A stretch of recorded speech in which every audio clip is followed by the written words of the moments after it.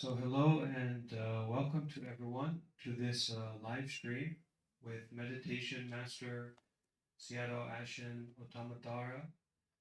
This is an opportunity to ask questions and get answers with a real meditation master. So it's a very rare opportunity that we all have. And I encourage everyone to take this as a practice, an opportunity to be in a meditative mind, to listen deeply from the heart, from the body, not just from the intellectual thinking, but to really listen deeply. And as we take turns, as we share one by one, we will have the opportunity to ask our questions and receive our answers from Sayadaw, the great meditation master. Just a little bit of background and what Sayadaw is doing now. Sayadaw is the founder and head of Tabarwa centers worldwide, Tabarwa meditation centers. Tabarwa means nature, and the intention of Tabarwa centers worldwide is to do good deeds and to practice mindfulness and detachment. So in that way, Sayadaw has over 5,000 people living at his center in Myanmar, and meditation centers and centers for doing good deeds all over the world, in Vietnam, in Thailand, in Myanmar, in Italy, in the US, in Japan, and also in Taiwan. And so Sayadaw is very successful in teaching meditation and also supporting people to do good deeds. So we're all very lucky to be here right now with Sayadaw and to have this opportunity to ask questions. So please leave your questions and comments in the comment section. And we also have people here who are live in the center, and they will have an opportunity to ask their questions. And you can also raise your hand if you would like to ask a question with your voice over on Reddit. Okay, thank you all for being here, and we'll go now to our first questioner.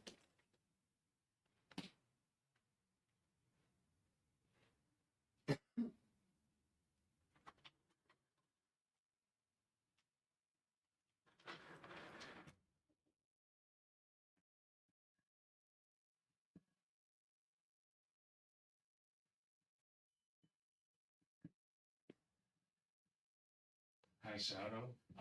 I have a question that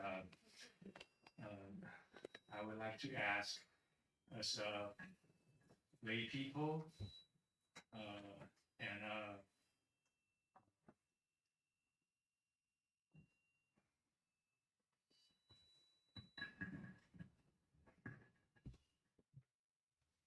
a mindfulness of mind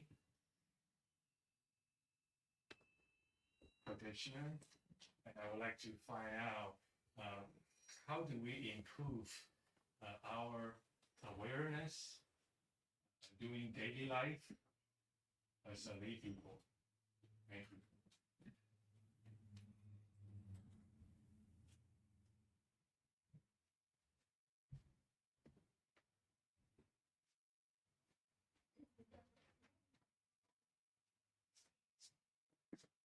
Mean to develop awareness in daily life. Yes, as a lay people, we have to work, and we have to facing a lot of consequences. We have a lot of things happening, and how do we actually improve our awareness while we are facing all the issues?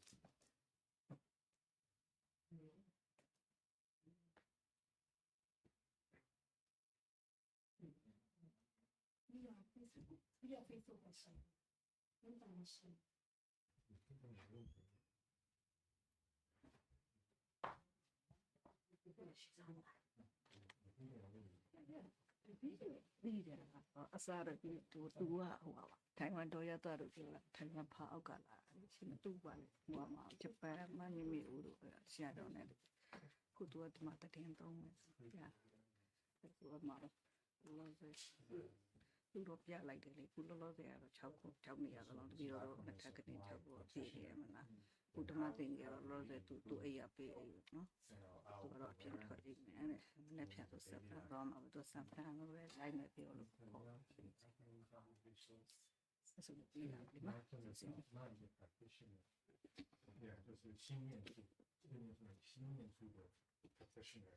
We supposed to be aware 我的心 aware 我的心 moment by moment. Please use the microphone. I know I have one hand to translate. 你用英文在讲。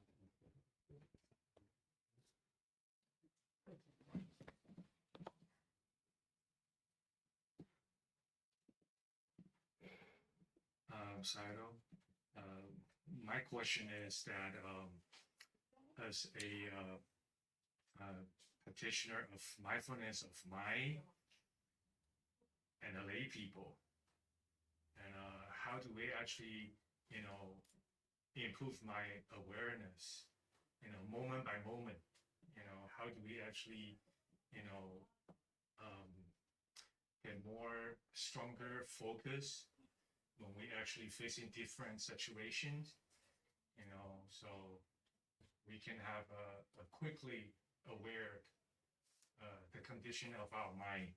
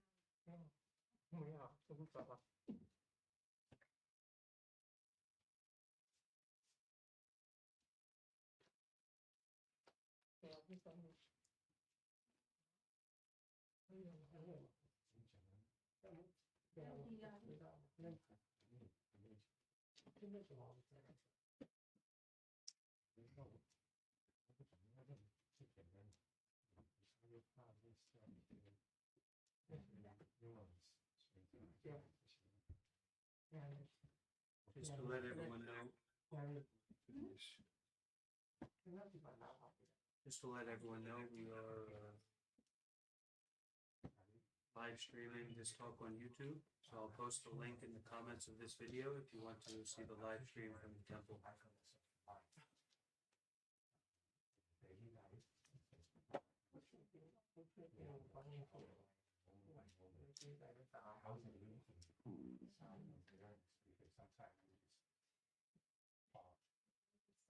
do we improve our awareness to quickly understand our condition? To ask certain people what kind of suggestion that you can give us to improve this awareness ability.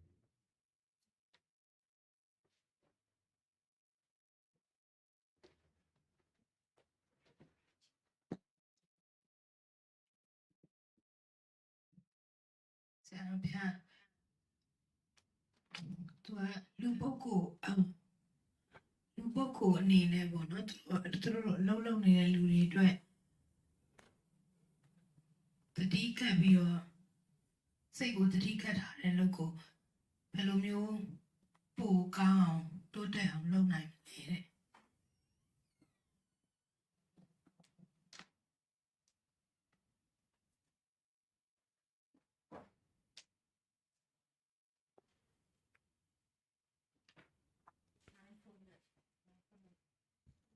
Mindfulness of the mind.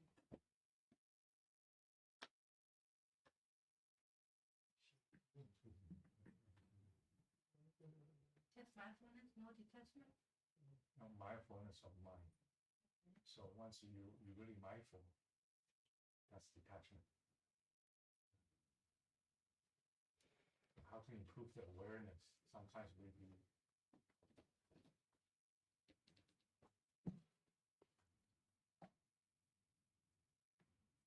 If we accept ourselves as a human beings or lay person, man or woman,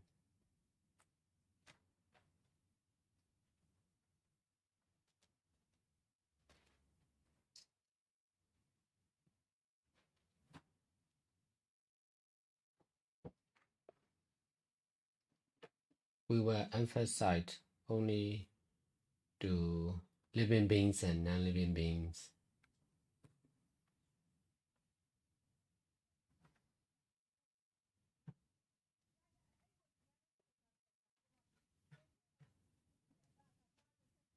We will be mindful only to physical and verbal action.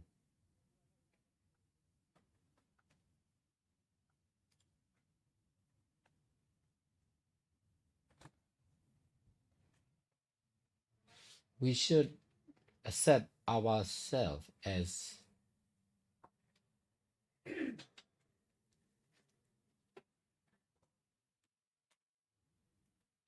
Nama and Rupa, or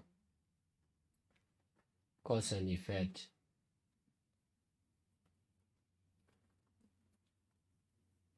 Nature, dukkha, anatta.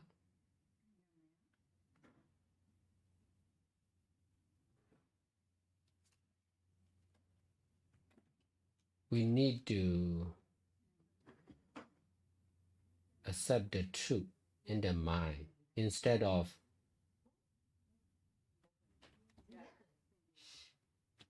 accepting living beings and non-living beings as real. We should accept just impermanent nature of Nama and Rupa.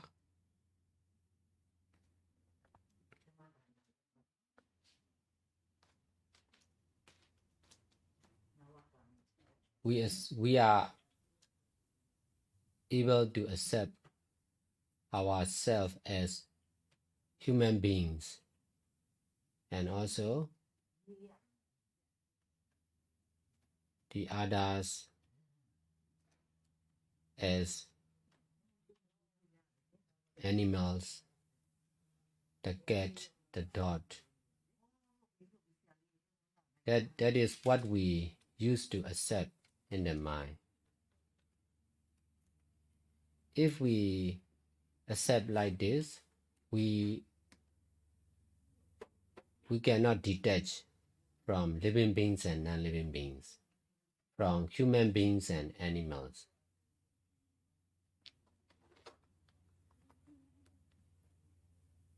Instead of accepting man or woman, living beings or non-living beings, we should accept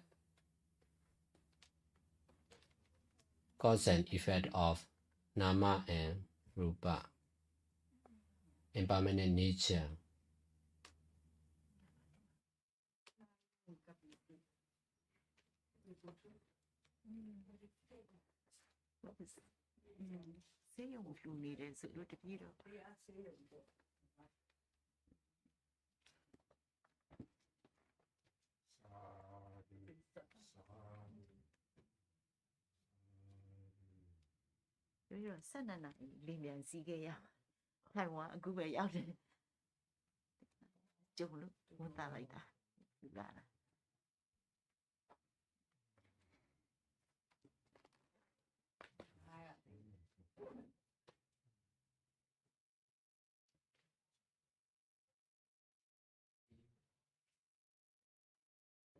Most of the human beings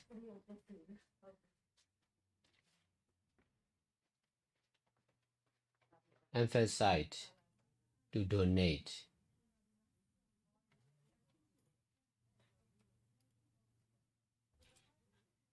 They are not much interested in keeping precept and practicing meditation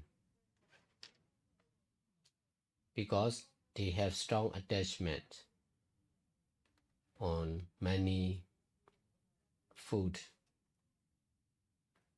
medicine. That's why they will think only money or food or medicine to donate because of attachment.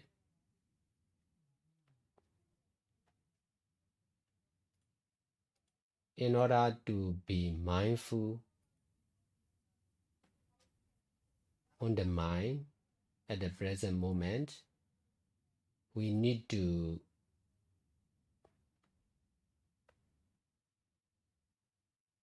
remove everything from the mind. We need to clean the mind we are using.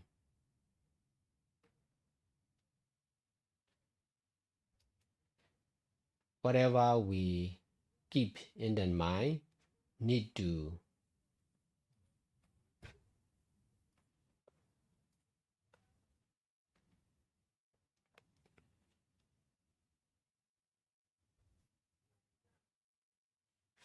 abandon from the mind.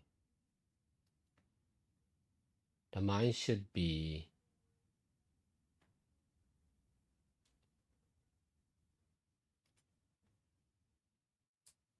empty.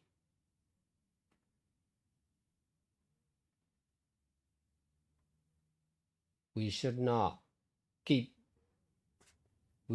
keep nothing in the mind. In this way, we are easy to be mindful of the mind at the present moment. If we cannot abandon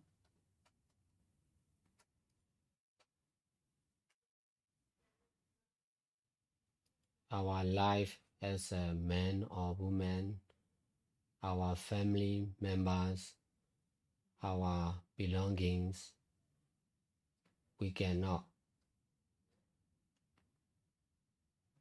be mindful of the mind for sure.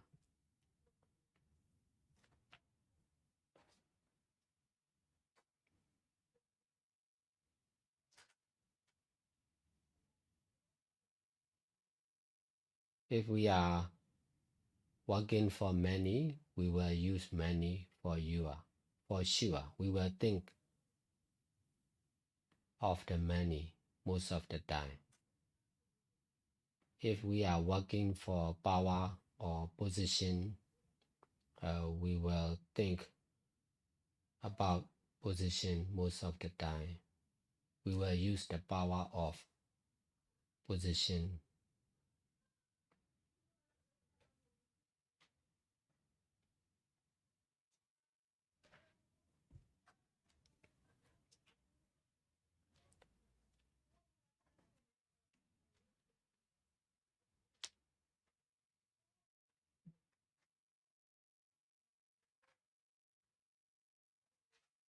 If we are new meditator, we will think about the method or the master and also the place of meditation center, where to meditate, how to meditate, how long we should meditate. It is because of attachment. We attach what we accept.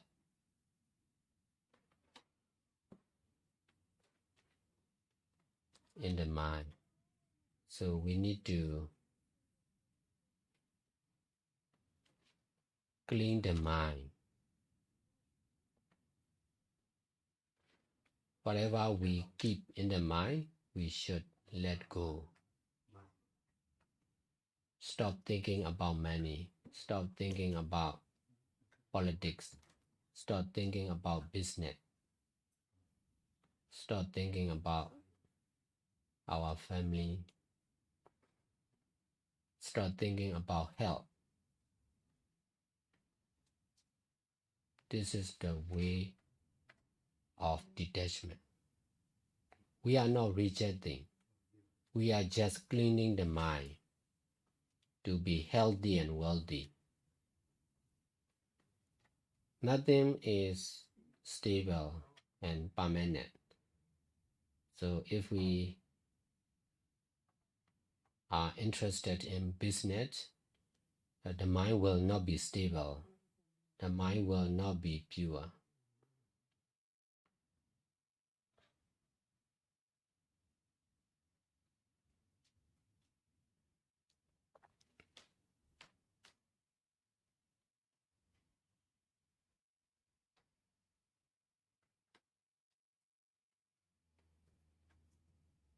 I create many new Dhamma centers around the world, but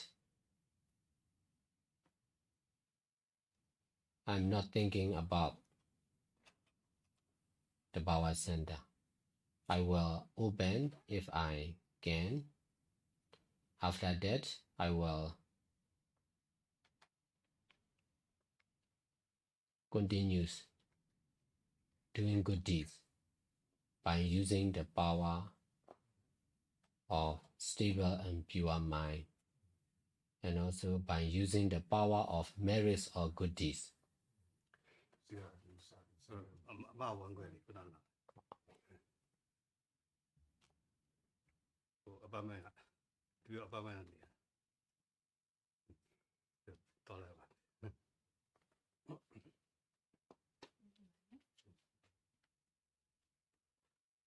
I also teach the other to detach from everything, everyone,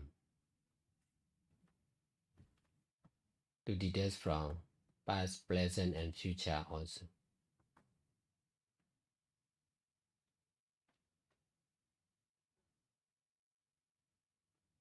In this way, the mind will be stable and pure, and then it is easy to be mindful of the present mind.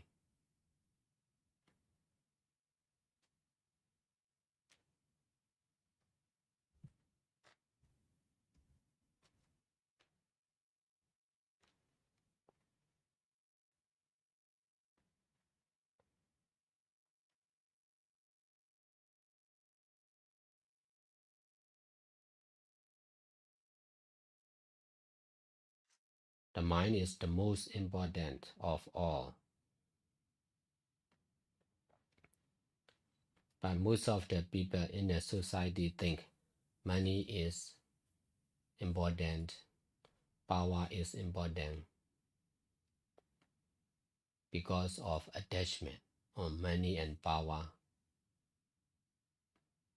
So we should stop thinking about money and power and law and regulation also. In this way, the mind will be stable and pure.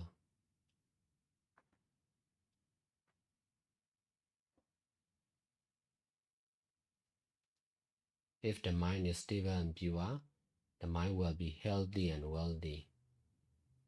In this way, we can use the power of healthy and wealthy mind to get what we want.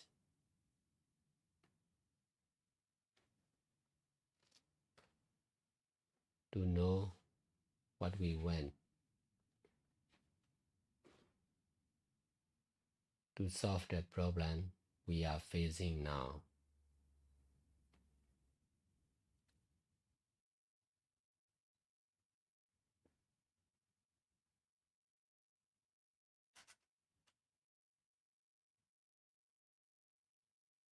I may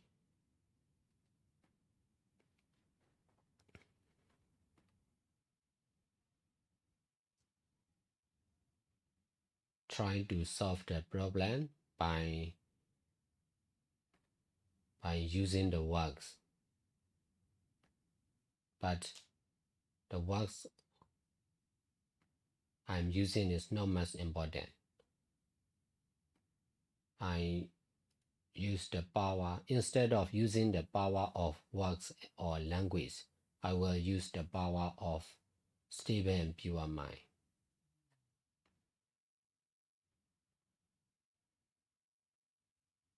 Most of the problems are caused by unstable and impure mind.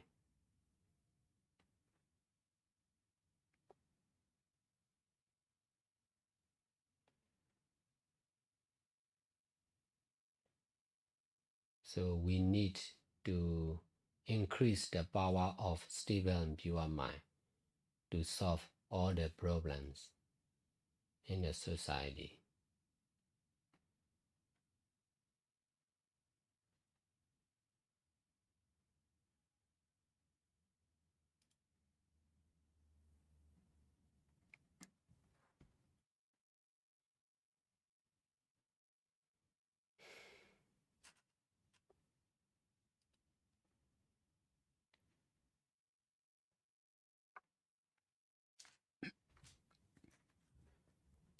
Okay, I think we might have a question here online.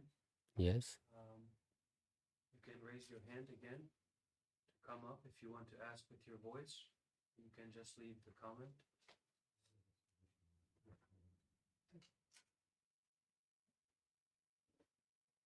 Okay, we have one person here who want to ask the question. Come on up. Focus the president. But how do we detach? My question is, do you think wanting to be enlightened is a form of ego? Okay, thank you. Thank you. Yeah. Sayadaw, do you think that wanting to be enlightened is a form of ego? The desire for enlightenment, is that a form of ego?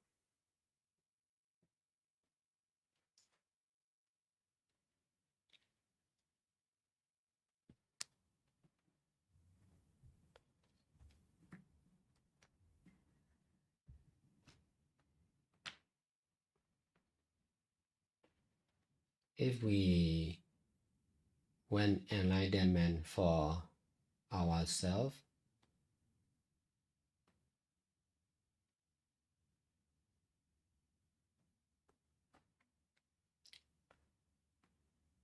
we can say there is ego, because we all need enlightenment, not only oneself, but also everyone needs enlightenment. But if we are thinking only for ourselves, we can say it is atta or ego. If we cannot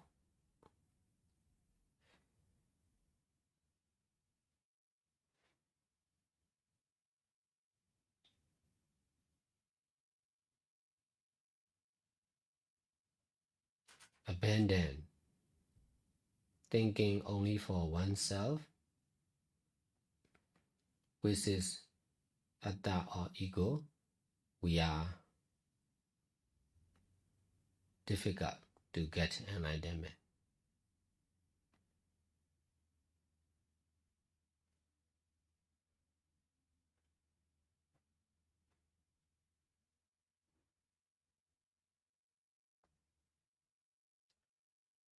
Okay, Sayadaw, we have a question here from Samantha.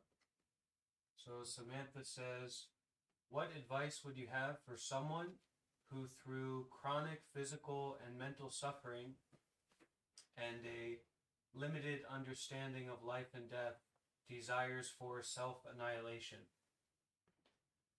So Sayadaw, this question about someone who deals with a lot of mental and physical suffering all the time, and they just have a basic understanding of life in Nama Rupa, they are stuck in Nama Rupa. How about they desire to kill themselves? What advice would you have for someone like that? Because they are suffering all the time, they have immature perspective, and so they desire to kill themselves, to annihilate themselves.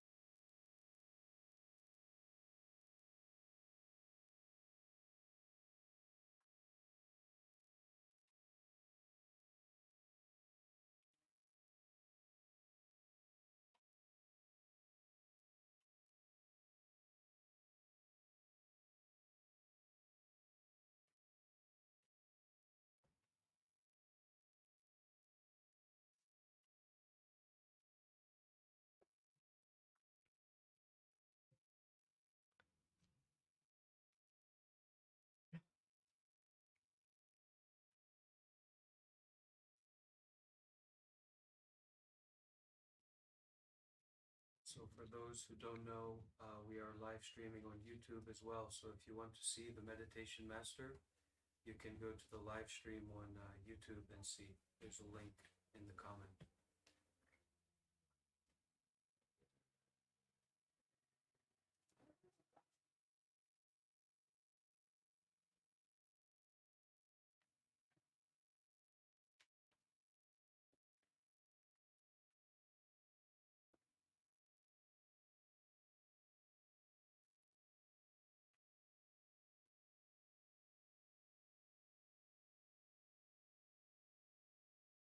In meditation center,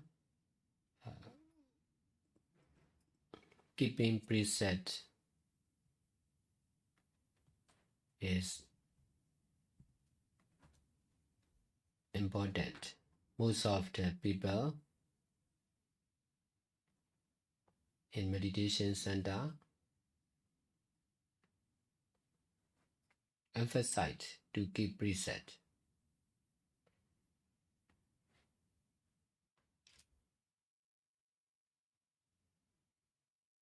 Sayadaw, the precept is the code of ethics, right? A lot of people, they don't know about what is a precept. They don't know what that is. So maybe you could say, what is a precept exactly?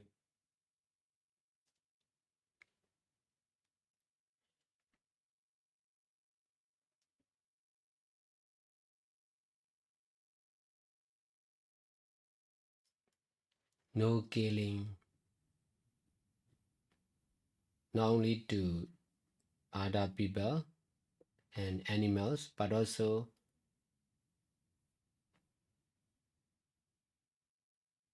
no killing to ourselves, no suicide, no destroying the belongings of the other. So also, we should not destroy our belongings also.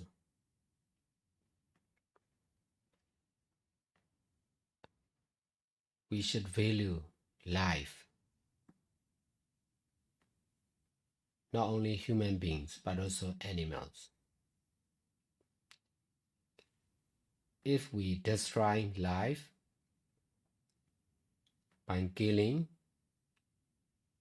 the others and ourselves,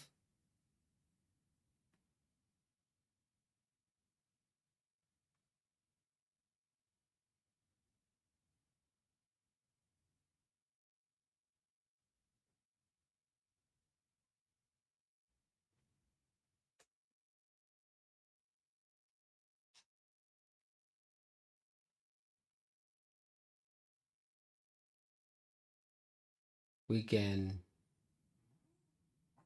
not be long life. We cannot be safe from being killed. Killing is endless. we are killed because of killing the others. If we cannot stop killing,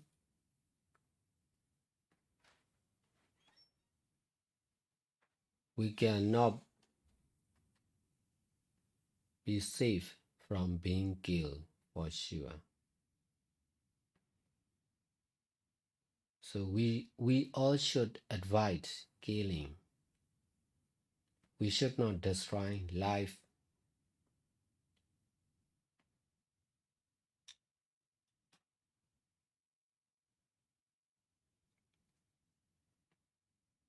We should not suicide. We should not kill the others. We should value the life of the others and ourselves. This is keeping precept. But most of the people are unable to keep precept. They don't understand like this. So they went to kill and they went to suicide.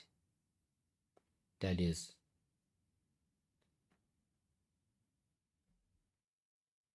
mistake. That is wrong.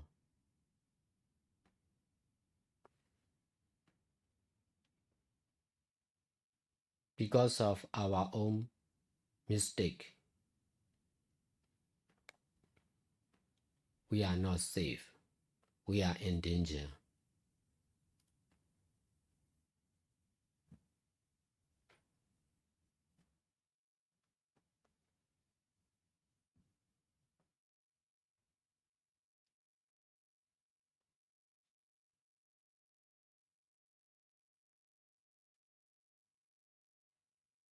All living beings and non-living beings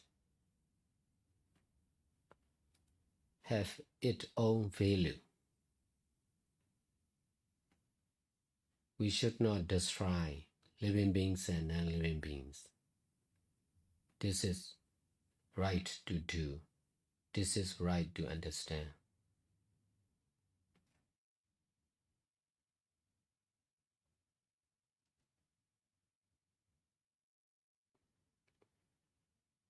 With this right understanding, we should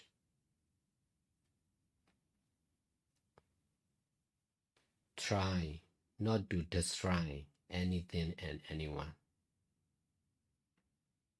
In this way, our life and our belongings will be safe.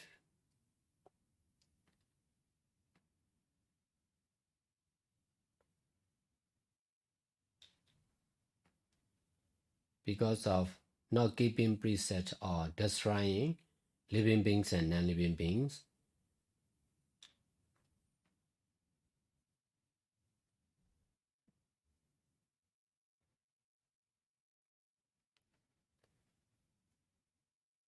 our life and our belongings are destroyed by ourselves and by the others. This is cause and effect. We should try to obey and we can be safe. Now, there are many people in the society, they are destroying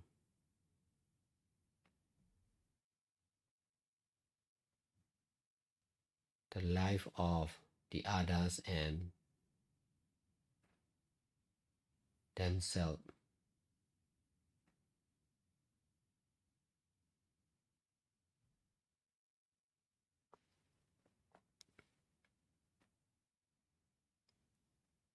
To solve this problem, we need many meditation centers to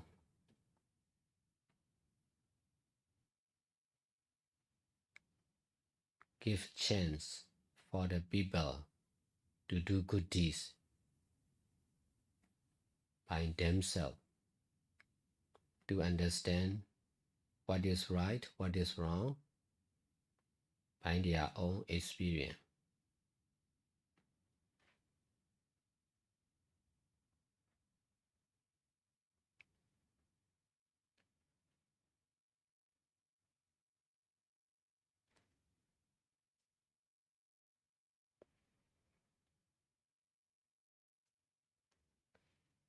I use the Bhava Meditation Center to solve this kind of problem also.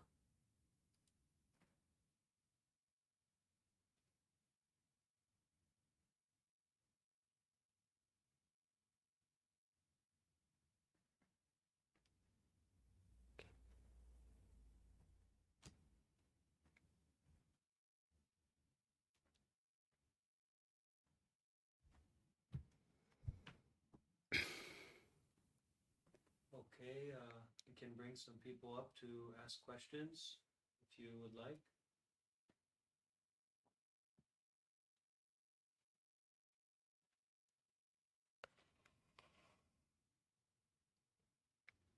You have to unmute your microphone to ask question.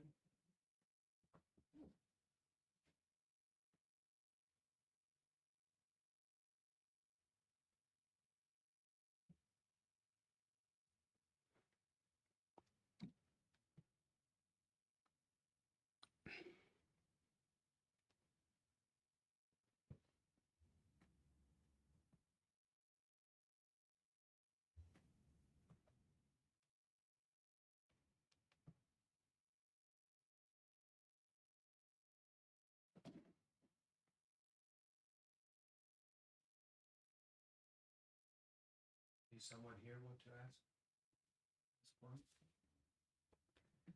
You can also share what you know or understand.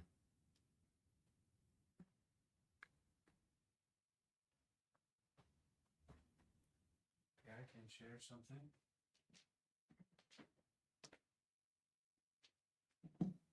So Sayadaw, for a modern people in the world, I think we have a lot of the same problems, the same sufferings of attachment and negativity and hatred and anger and greediness in the world.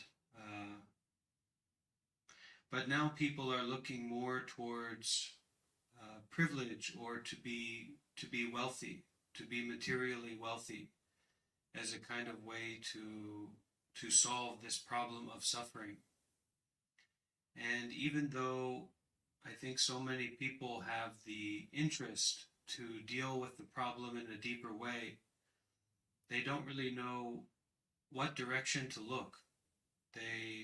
People here in the West, we don't really have a background of like a spiritual philosophy. In Christianity, it's very focused on we go to heaven or to hell. And the world was built like this, and the world will end like this. And it's almost like religion has become retired in the West for American people. And now we have more like a capitalist religion or consumerism religion. So how can people in that position begin to make progress in dealing with their suffering in a deeper way when they don't have a religious background? They don't know about meditation, they don't know about Buddhism, they don't know about monks. From my experience, many people don't even know that there is wisdom. They don't even know that wisdom exists. So how can they do to deal with this problem and to really start taking steps to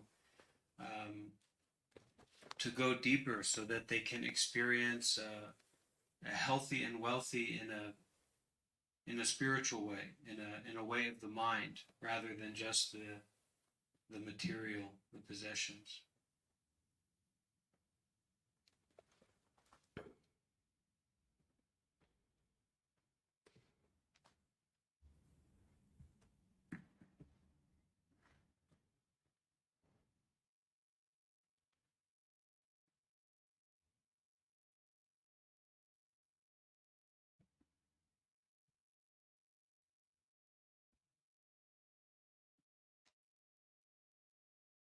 When I arrived United States and Western country in 2016, I also experienced like this.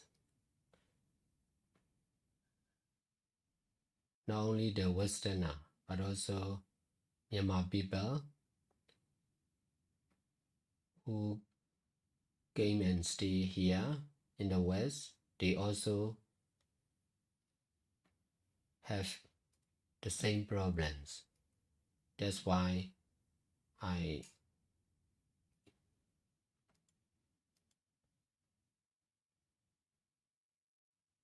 made decision to open the Bhava Center in the Western country also.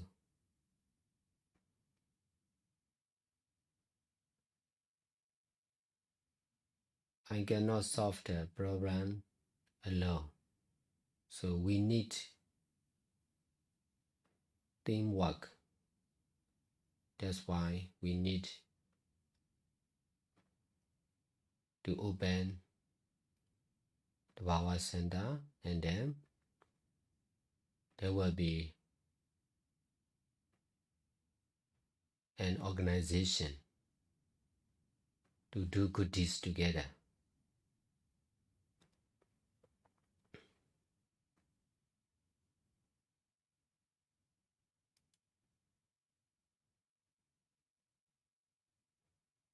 I know the problems by my own experience, so also I know the answer by my own experience. That's why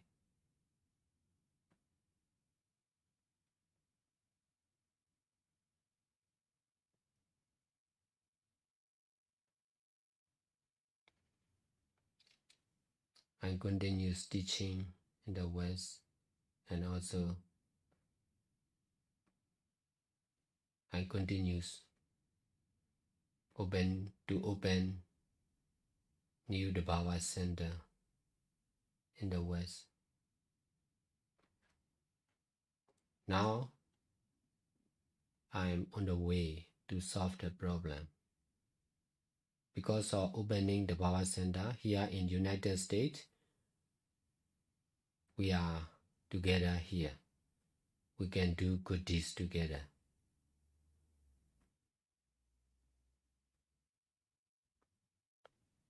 We need to practice more. In this way, we will find the answer to solve this problem. This is practical. It will really work.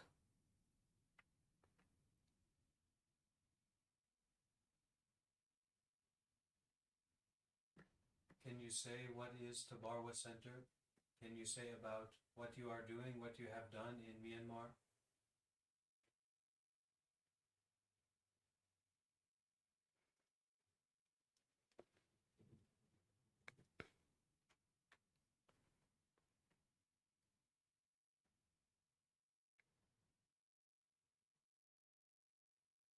I started meditation in 1999.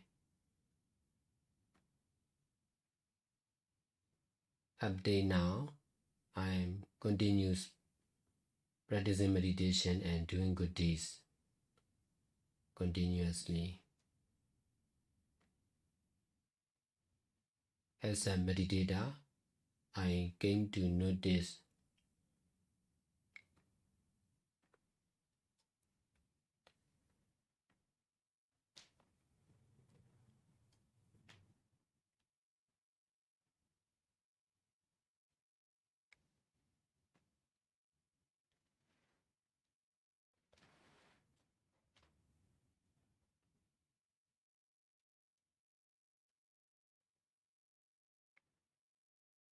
most of the meditators are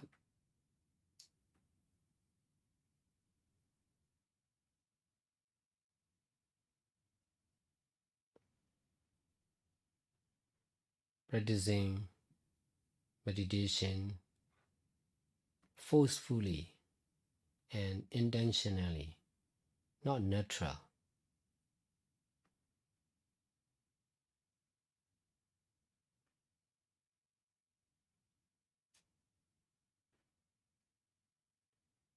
They are doing good deeds by force.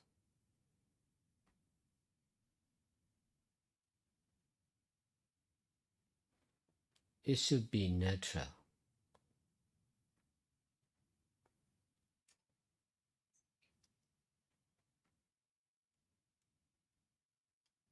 That's why I emphasize to do good deeds naturally.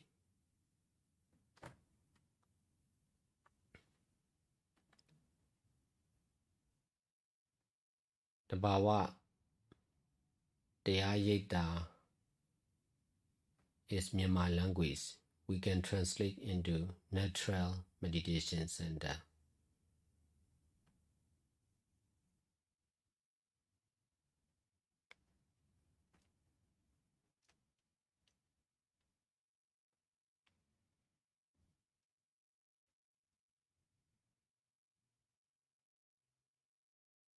Nature is the truth.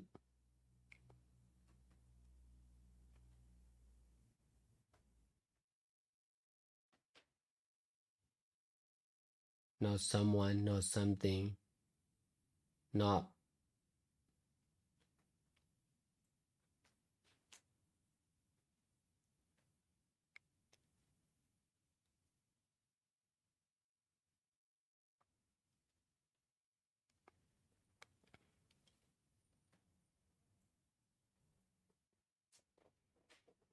one time, not one place.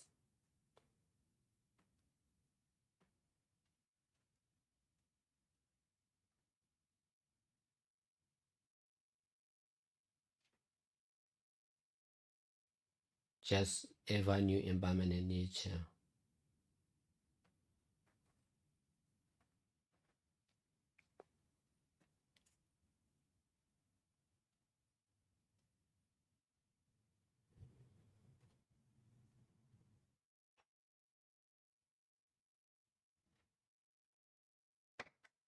We should use right understanding to do good deeds, to be natural.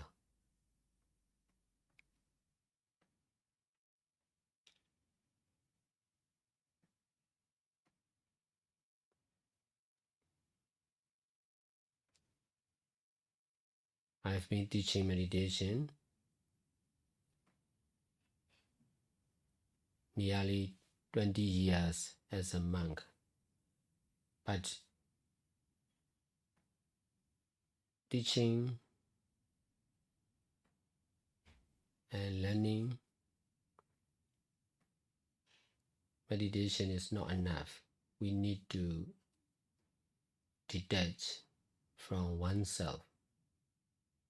Therefore, I emphasize volunteering or helping people.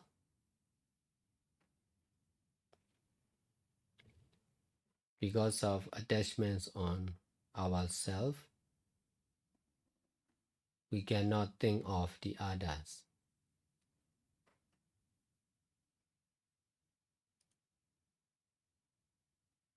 Because of attachments on our own disease, we cannot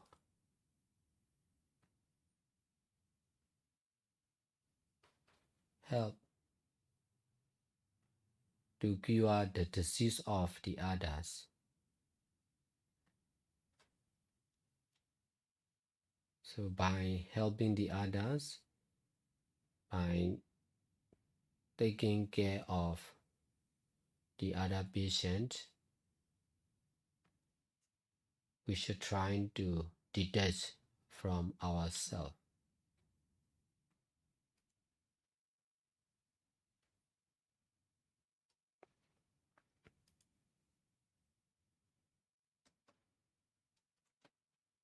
Because of teaching like this continuously, I can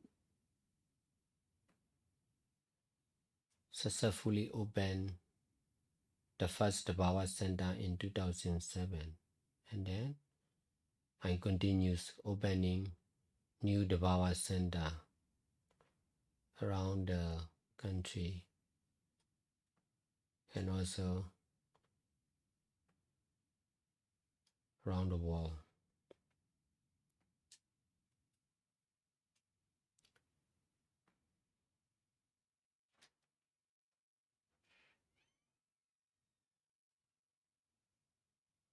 I emphasize to do good deeds continuously,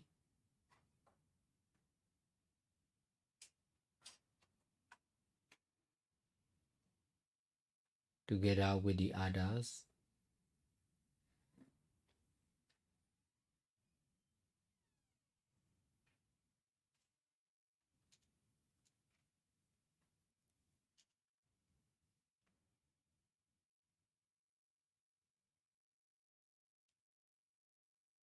that's why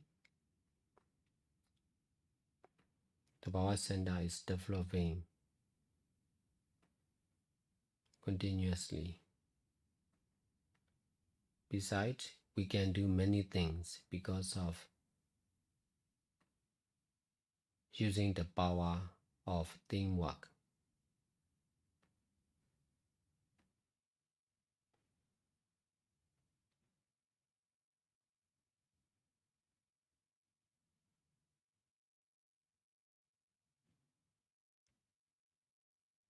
Now, here in United States, we are doing good deeds together. That's why it will be more easy in the future. We just need to continue. And we can get what we want. We can also understand what we want to understand.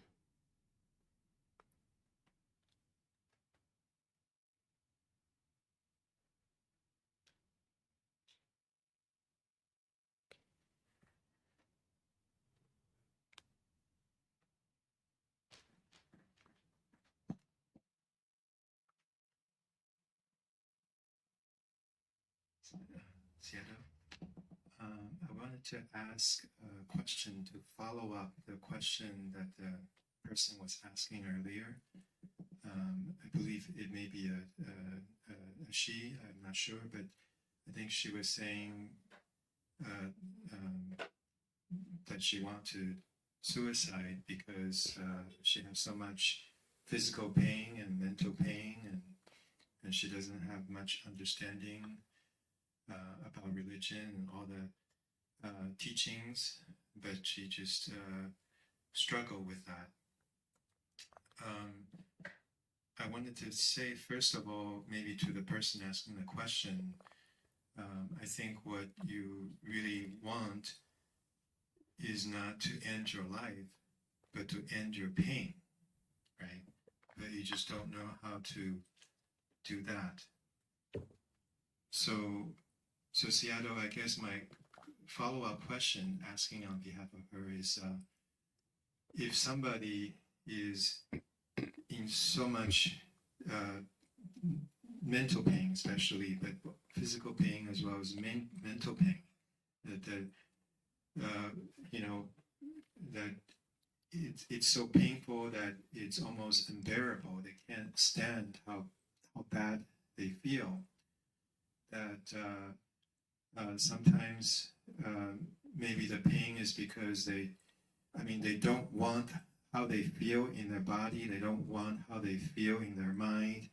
They don't want to be in their situation. They don't because they also maybe the pain may be related to they want something they cannot have, and they keep having what they don't want.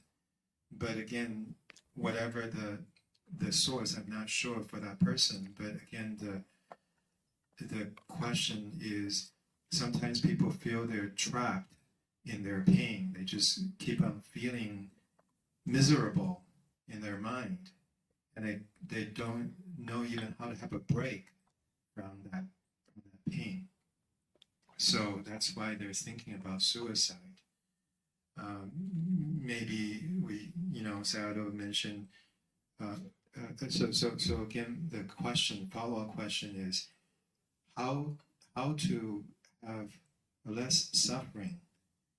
And if for somebody who suffer a lot, also especially in the mind, and feel that just feeling really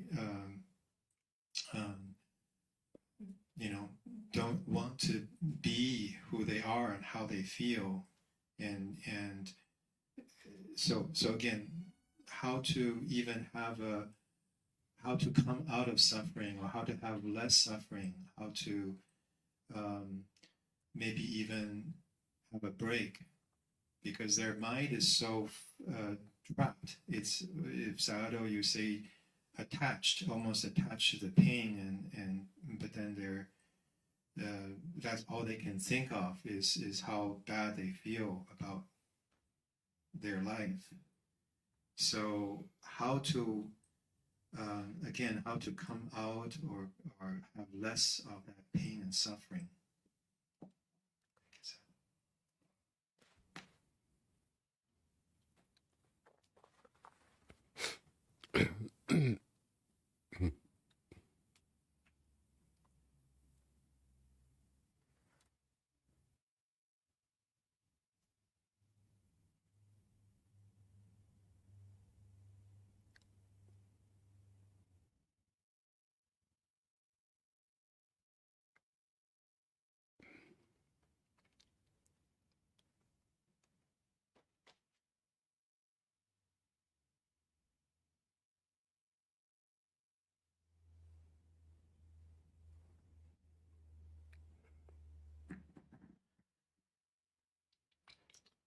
I will accept anyone in the Bhava Center,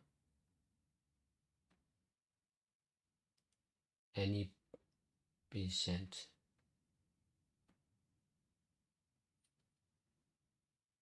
both body and mind.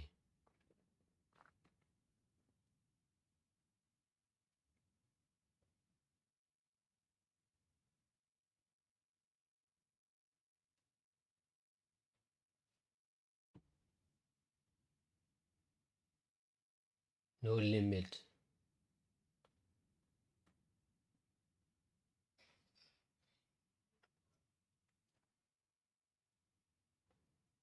That's why now in the Bhava Center, Tani, there are over 5,000 people.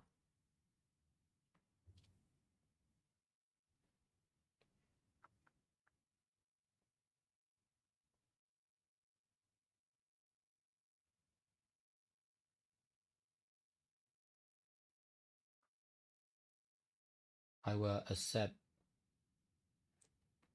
anyone and anything in the Bhava Center, but I will accept nothing in my mind.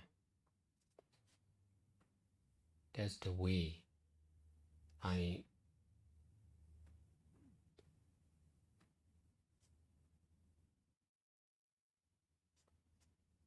use to solve the problems concerned with body and mind.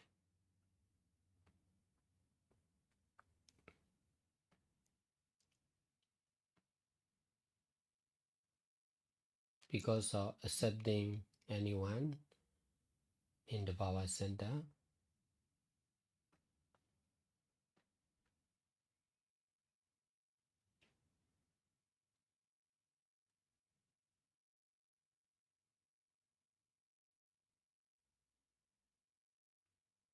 there are many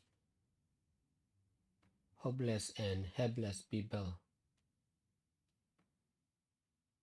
in the center.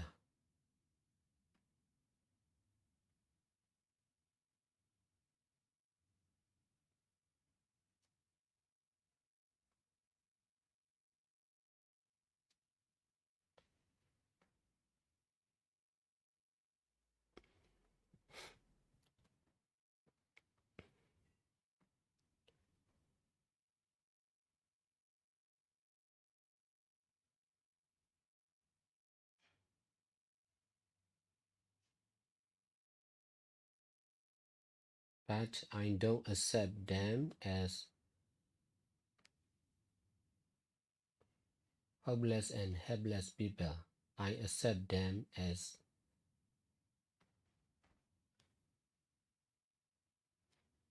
Dhamma friends or yogis.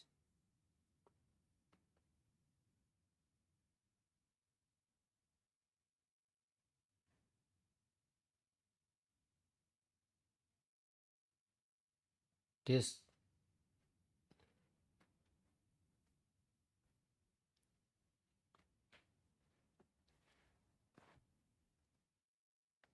is really helpful for them. They cannot survive by themselves for sure. They have no hope if they rely on themselves. They are hopeless and they are helpless. But I don't accept like this in my mind. If we cannot solve their problems by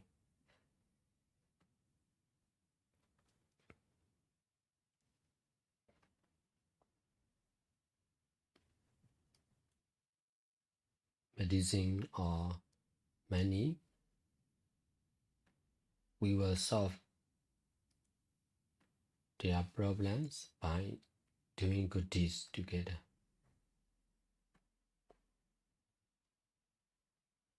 Even if they cannot do good deeds by themselves, they can learn, they can see, they can hear, they can experience. In this way, they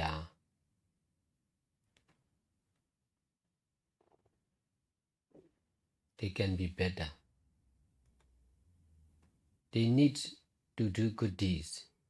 They need to experience doing good deeds. They need to concern with doing good deeds. That's why even if they can do nothing by themselves, by staying in the Bhava Center, they can feel, they can see, they can hear.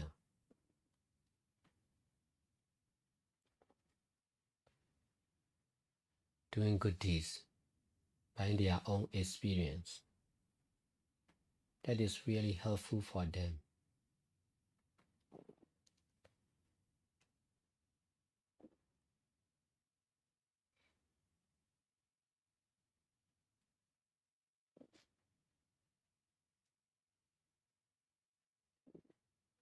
They may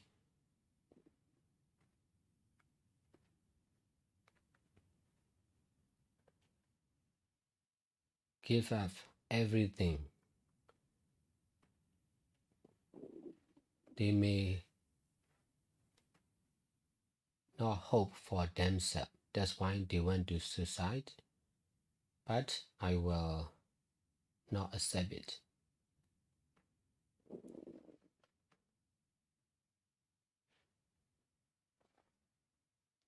We can do good deeds together.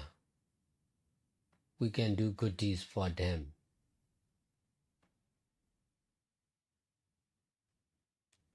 If they are not safe at home, at the hospital, they are safe in meditation center.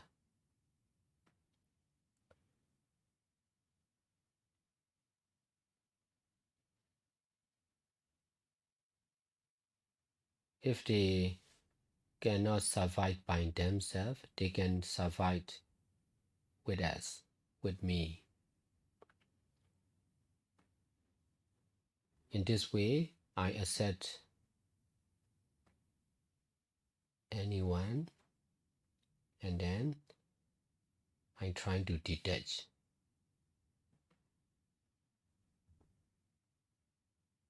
I will not accept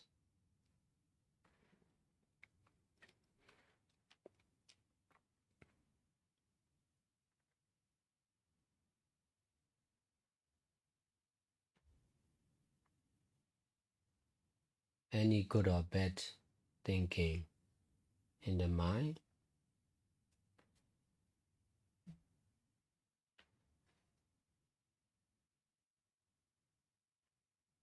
I will accept to do good deeds together continuously. I will accept this thinking in my mind, and I will try to do good deeds together with the helpless and hopeless people.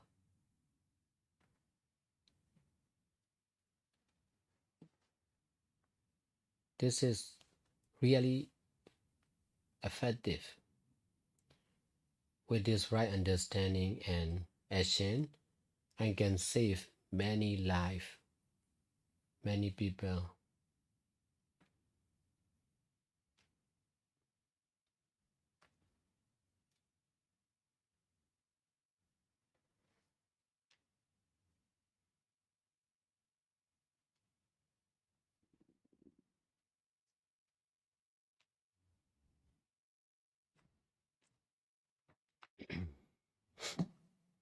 Sayadaw, if I may ask follow-up question related to your suggestion. So, again, sometimes it's how to sort of maybe detach in the mind, because Sayadaw, you mentioned that because sometimes it's for many of us who sometimes have these suffering in the mind, like the person that just asked the question, it's hard to detach from those thoughts, from the negative thoughts or whatever the things in the mind that is bothering them, or things that they don't like and they're thinking. So yes, sometimes even if we know, okay, it's not good to think about these negative things in the mind, but it's still easy for the mind to keep go there and to continue to think about those things. That the more thinking about it, the more unhappy we feel, and more hopeless we feel. But sometimes the mind is so continue to stick to it. It's like a glue. It's just hard to. As Sayadaw, you mentioned, it's important to detach from everything in the mind, especially the negative thinking and Sayadaw, you mentioned about it's good to have the positive thinking about doing good deeds in the mind. But is Sayadaw saying that when people have a hard time to detach from negative thinking, is Sayadaw saying can think about doing good deeds and think about different ways to do good deeds, or do you have some suggestion for people who have a hard time to detach from the negative things in the mind?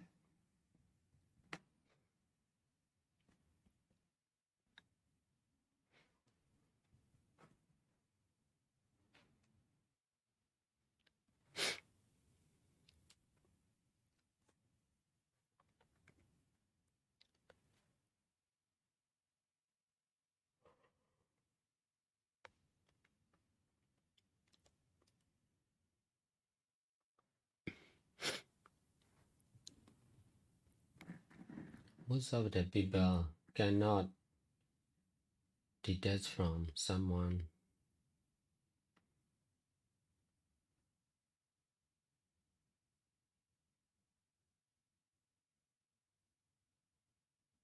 That's why I need to detach from someone.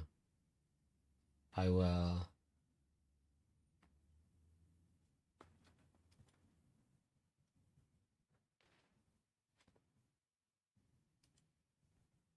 try to help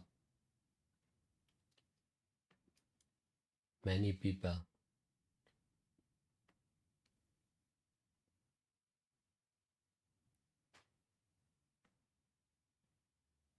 The more I am able to think of many people, and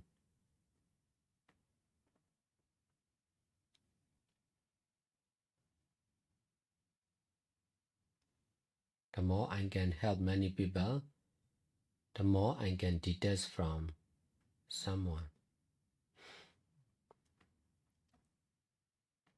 Because of accepting many mental patients who have problems to suicide,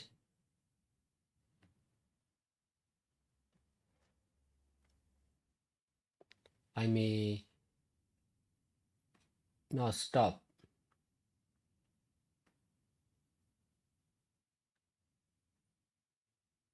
some of the patients from being suicide, but I can detach.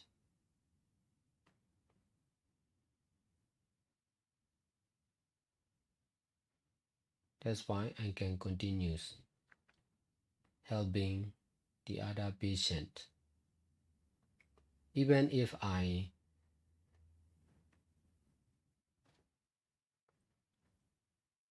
fail to help one of the patient, I will not stop helping the others. I am not thinking only oneself. I am thinking about everyone.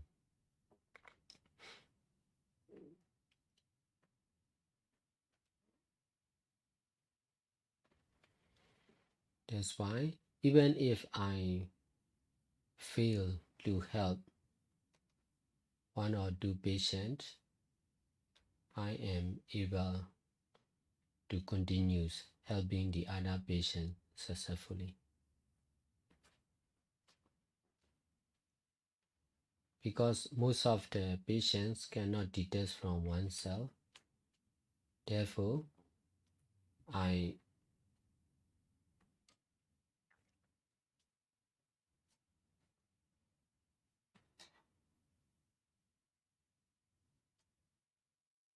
try to detach from someone.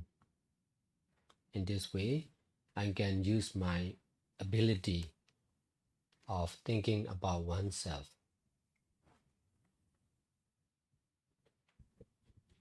In this way, the patients are easy to detach from their own suffering if they are dealing with me, if they listen my teaching, or if they are staying in my meditation center.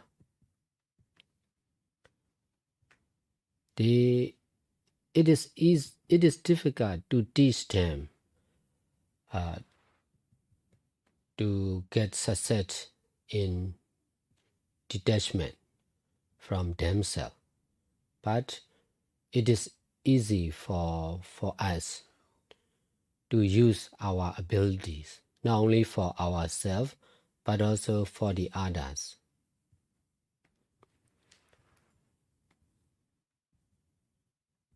They need to understand like this, and then if they understand like this, they can take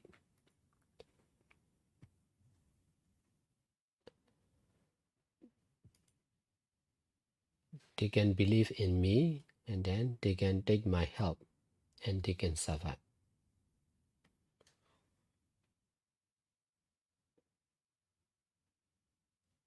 we can share whatever we have. We can give food if we have. We can donate if we have money. So also we can share our ability of detachment to the others. In this way, the patients are easy to detach from their suffering. I have many experience about sharing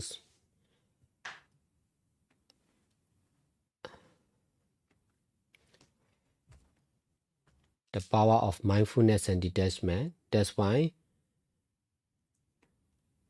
there are many patients who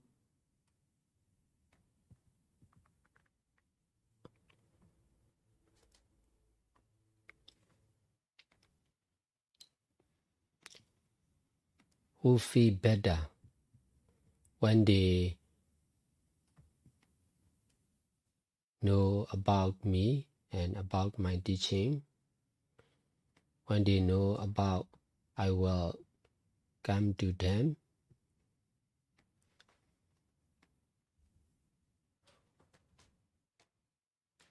Even if they know about the news, they feel better because they get that they have connection with me.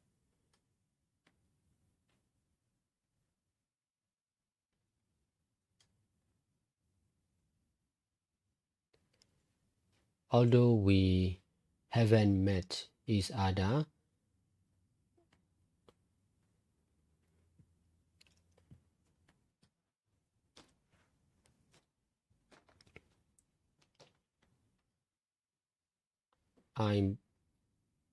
they can accept me in their mind, and they can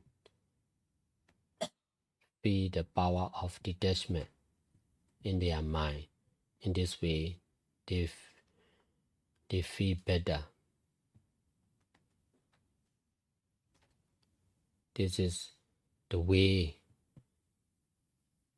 of helping people by using the power of mindfulness and detachment.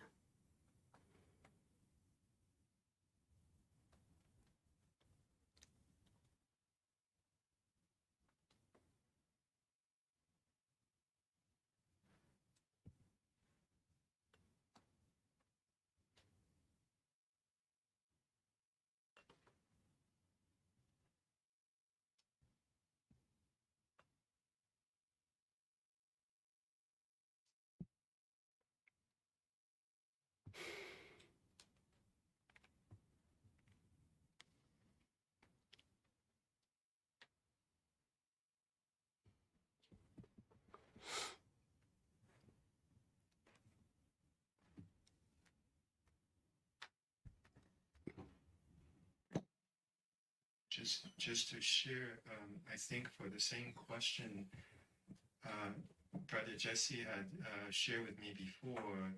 I'm just thinking about, he mentioned in those situations sometimes they're in so much pain and they cannot almost do not much they can do. They don't have a lot of ability to help other people in that moment. But Brother Jesse mentioned that maybe in that moment the person can think, may other people don't suffer this kind of suffering that I'm feeling right now. May they not have this much pain as I'm having right now. And I wish people don't have this suffering like what I'm feeling right now. So he says that when we hold that wish in that moment of intense pain, it's very, very good kusala. It's very good, good mind, and it's a good deed. And so they can do good deeds in those moments of suffering, even with that wish. Does Sayadaw agree with that? why does Sayadaw think that's a good idea for people to do in those moments?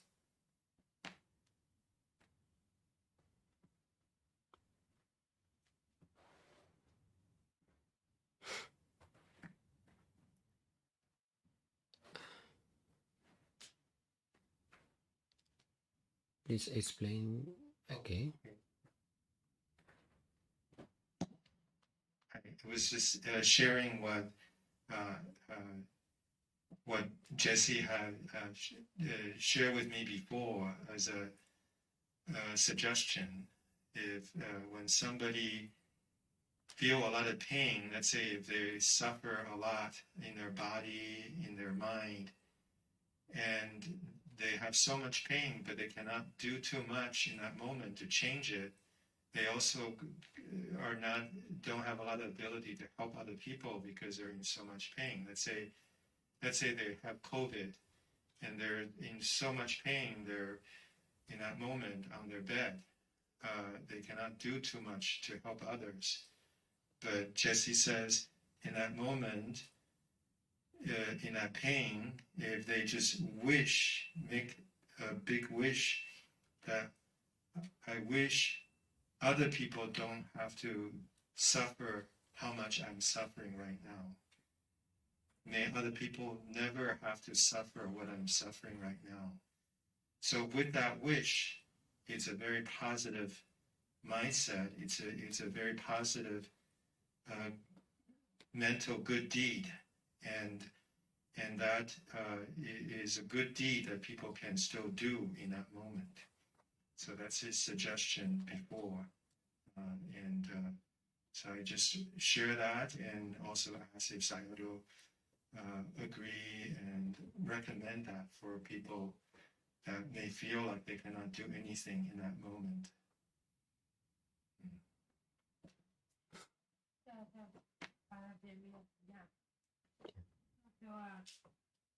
ဂျက်စီကအရင်တော့ပြောဘူးလေတဲ့သူအဲ့လိုမျိုးတယောက်ကကိုရောစိတ်ကောကြင်ခံစားနေရတဲ့အခါမှာသူ့ကိုယ်သူလည်းသူလွတ်မြောက်အောင်လည်းမလုပ်နိုင်ဘူးသူများတွေကိုလည်းသူမကူညီပေးနိုင်ဘူးပေါ့နော်အဲ့အချိန်မှာကျရင်သူအကြံပေးတာကတော့ငါခံစားရတယ်လို့တခြားလူတွေမခံစားရပါစေနဲ့လို့ဆုတောင်းပေးရပေါ့နော်အဲ့လိုမျိုးစိတ်ကောင်းလေးတစ်ခုထားလိုက်တာသူကောင်းမှုတစ်ခုဖြစ်သွားတယ်ပေါ့အဲ့လိုမျိုးဆရာတော်ထောက်ခံတာတဲ့အဲ့လိုမျိုးကောင်း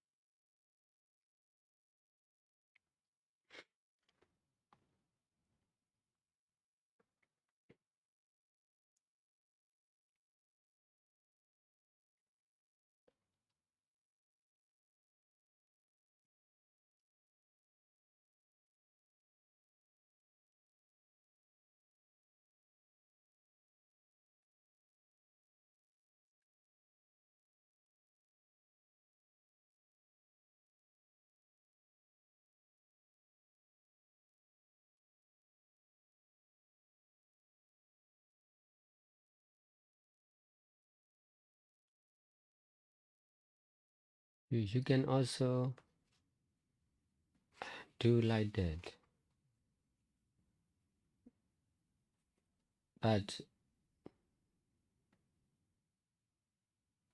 not much effective, because if we don't have the ability not to suffer like this, it is difficult to wish for the other not to suffer like this. Only when we are able to detach from this suffering, we will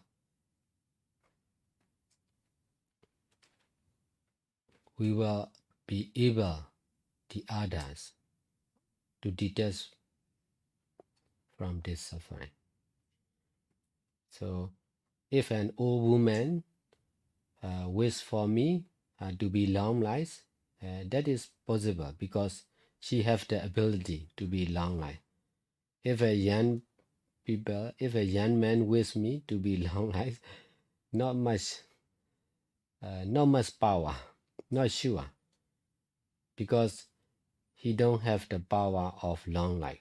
That's why he may wish, but not much powerful. So if we wish not to suffer like this, it is good, but not the best, not much effective, because we don't have the power not to suffer like this.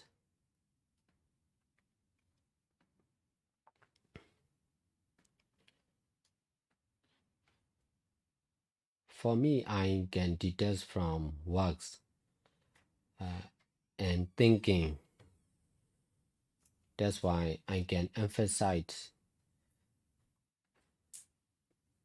the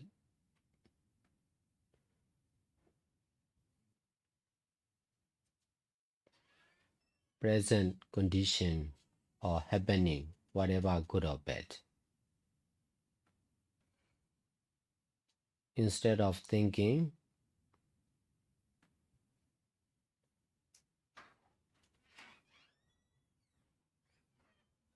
this is good or bad, I will try to experience by myself whether this is good or bad. I am practical. I don't want to waste my time by thinking what is not sure. I will use my time for the truth, what is sure. So also I teach the other, instead of thinking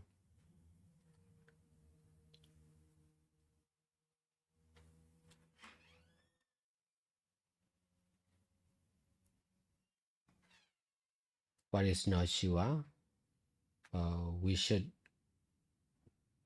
try to know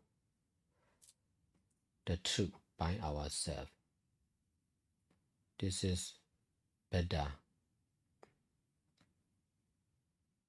This is the way to use our life, our time, to be better.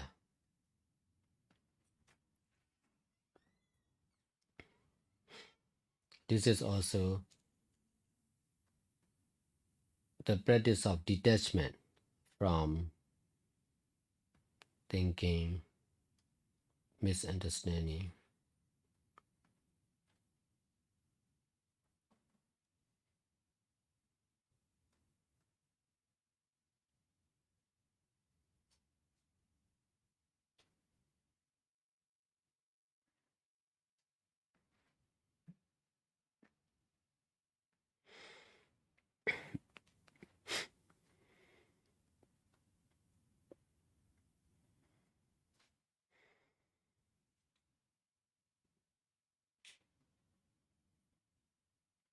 Sayadaw, we had someone make a donation, $2 and $5, and they wanted to know about forgiveness.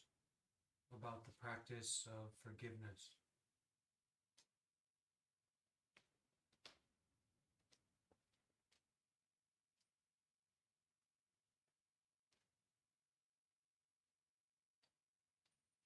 Maybe forgiveness as it relates to karma.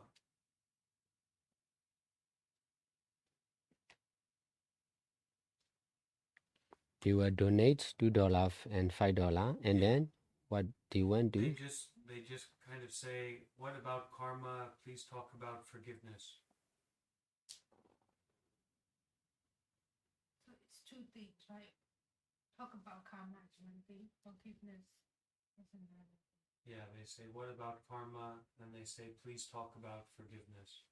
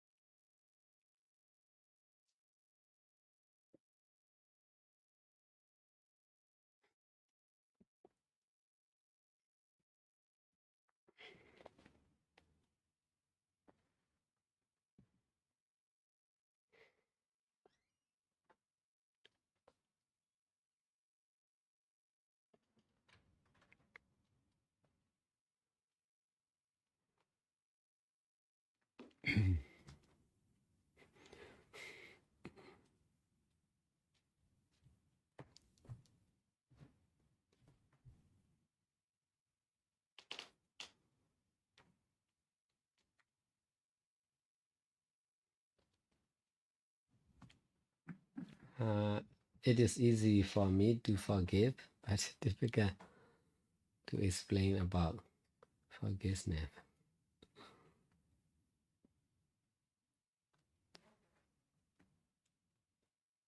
Because I'm not used to explain about forgiveness.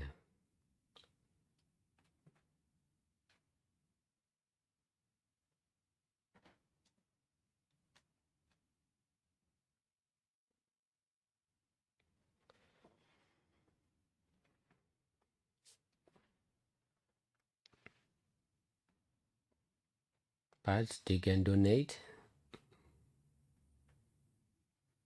It will be difficult for them to make donation because they are not, most of the Westerners are not used to donate like this. Is it right? For the people in Asia, easy to donate, to give a little often.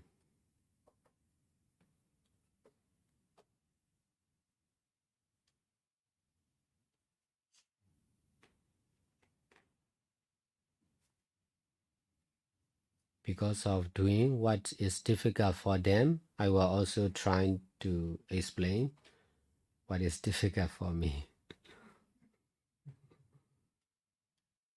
That is the way I used to do good deeds. What I haven't done before. If I don't answer, I will not be able to answer. But if I'm trying to answer, there will be answer. That is what I understand.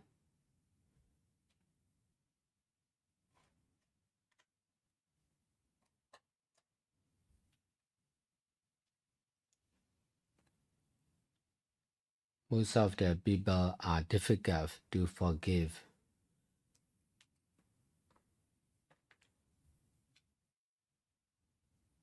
I'm also the same before I meditate. But when I meditate, I came to understand about the nature of cause and effect.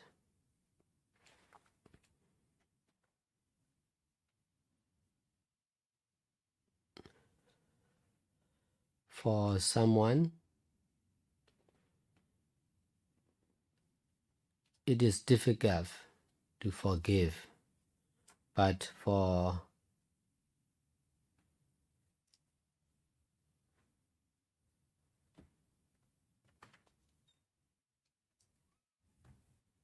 the nature or for cause and effect, for karma,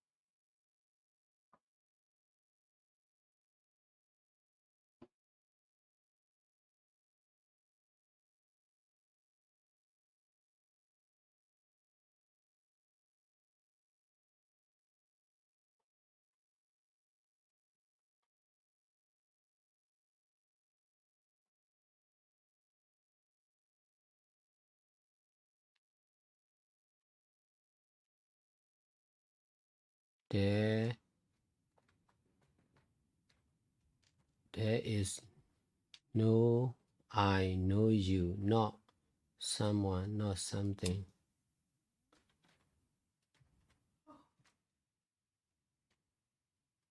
There is no grasping.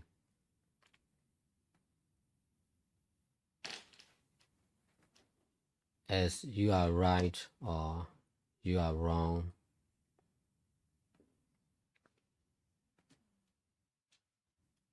There is no grasping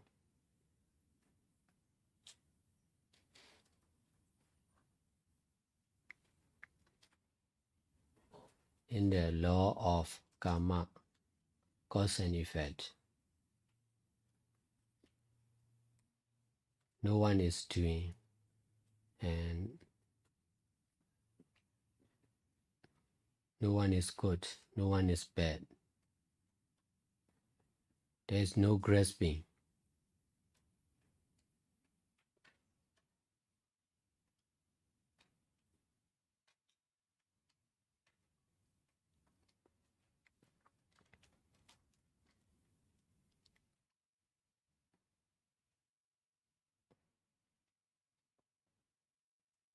The nature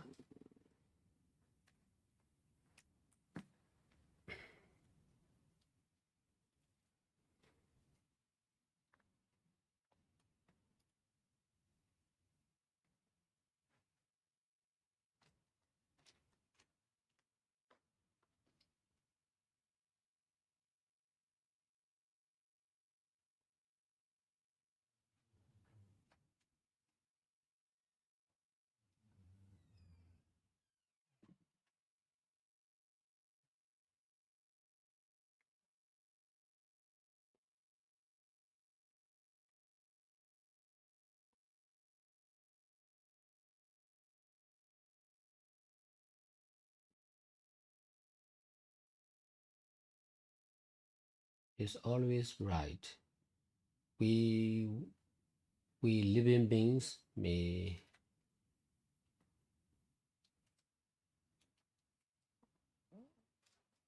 go wrong view, wrong understanding, wrong action, wrong speech. But the nature is always right.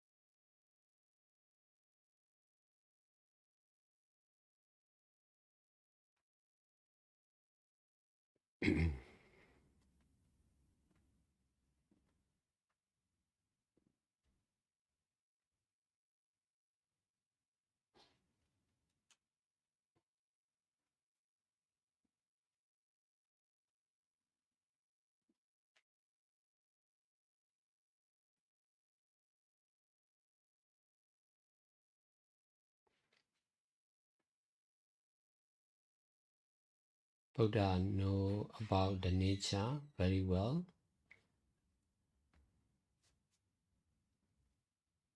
That's why he can forget anyone because of not knowing the truth about the nature of cause and effect. No need to be angry, no need to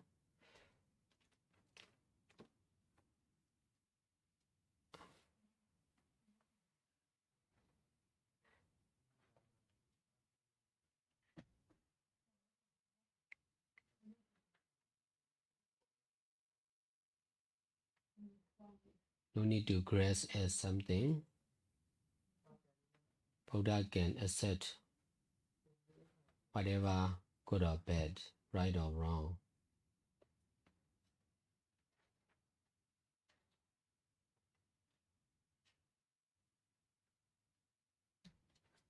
He can forgive even to Devadatta.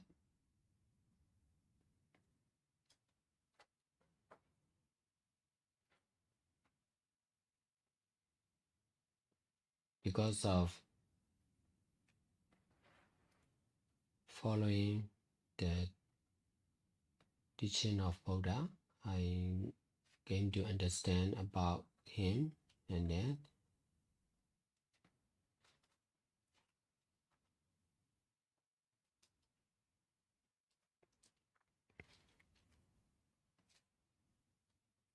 forgiveness became easy to me also. If I don't know about Buddha, Dhamma, and Sangha, it is difficult to forgive and forget. Because of dealing with Buddha, Dhamma, and Sangha,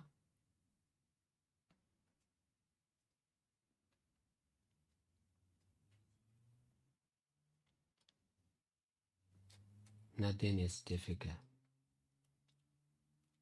To endure, to be patient, to forget, everything is easy if we are doing good deeds. continuously.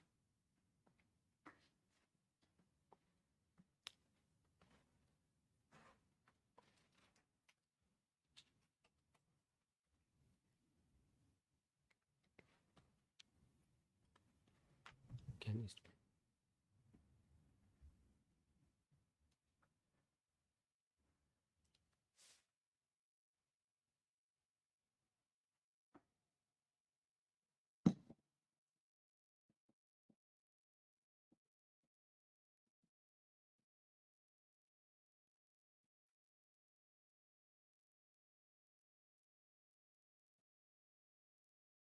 Sayadaw, continue that forgiveness topic. What I understand is that if someone that they don't hold any glitches on somebody that that there's something offensive or something not proper to him. If they don't feel they got offended or anything, so there's nothing to forgive. So if someone they can their mind it's no anger. So like you just mentioned that they were Data or there's something trying to kill Buddha.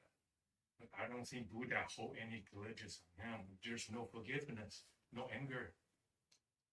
Because Buddha knows that's the nature. Is that what you mean? Yes. Thank you, Sayadaw.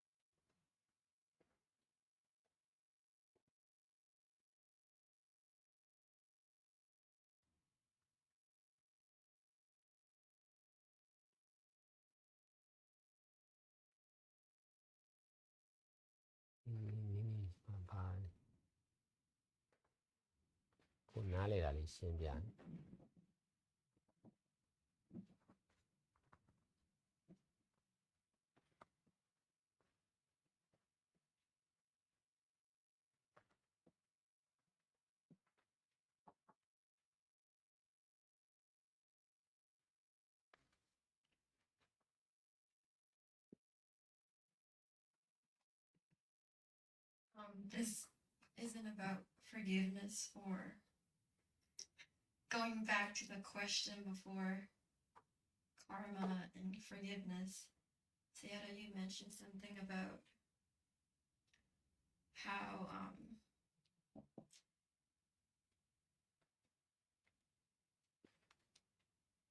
well, just to share like personal experience, what I've gone through as growing up, I've had my fair share of depression and suicidal ideations, to be honest. And I wish I met you earlier in my earlier stages of life, and whatever words you shared was very like strengthening about how, everybody at the center will pretty much help each other out and suffer together. And like how you mentioned, that's how you can save a lot of people. Yeah, so, and that made me tear up too, because I wish I met you earlier in my earlier stages of life with like coping with depression and like mental, stress, I guess. So yeah, thank you.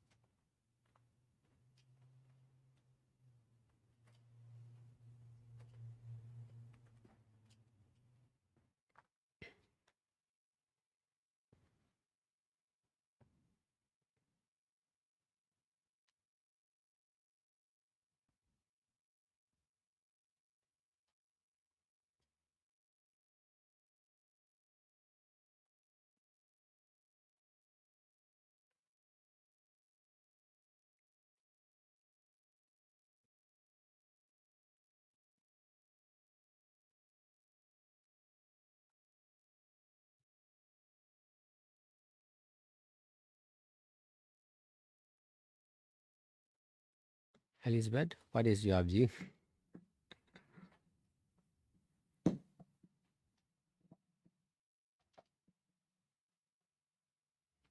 My view about forgiveness? Yes, anything? Okay.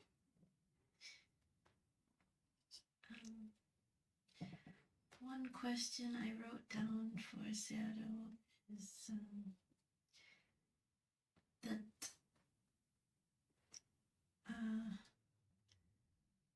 I have a sense like my life is too easy, and that the results of living easy life will be bad.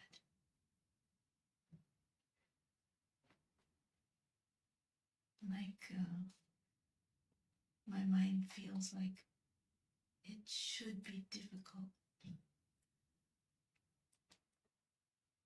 Otherwise, there's some kind of like worry.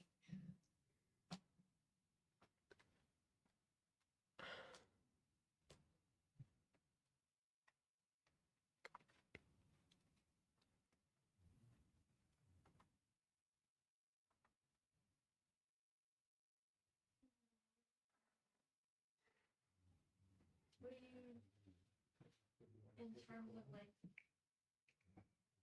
easiness, like daily living easy, or kind of like you feel like you should suffer more? Like, Yeah, maybe feeling like I'm not trying hard enough or something, or like because it's easy, I must not be trying hard enough. I must not be doing what it takes to get some Find hard to for what? Find hard for like get right more. understanding. To really understand what's going on.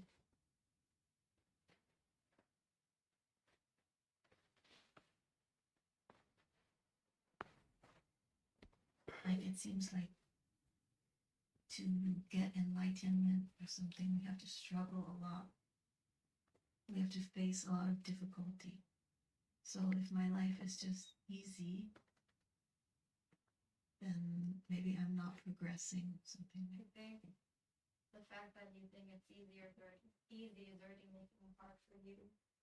Don't you think? Yeah, I mean, maybe it's just like in Burmese, there's something called fear. Yeah. It's called Dhamma. When you don't have Dhamma, people just live easy life, and happy life. And they don't want to be liberated. yeah, right, something like that. Dhamma makes me listen now. But if I'm having fear about living the easy life, then that's something. That's not like the struggle that you're going through. The kind of struggle, but I think not everything, the way to enlightenment and everything, it's not, there's no instruction on it. Like everybody is different. Like we all walk a different path. Maybe, well, Sayadaw, like whatever he's doing, that's not any normal human being can do, I believe. Mm-hmm. So you're to like compare your perspective or view with others, like maybe you might think it's like easy, but I think you do have your fair share of like struggle that you're going through. And I think you should acknowledge that. Yeah, that's true too. We all not working hard enough, like Yeah, so we should that's actually kind of say a that. fear. Like, Well, you know what to do. What, do I wake up earlier or?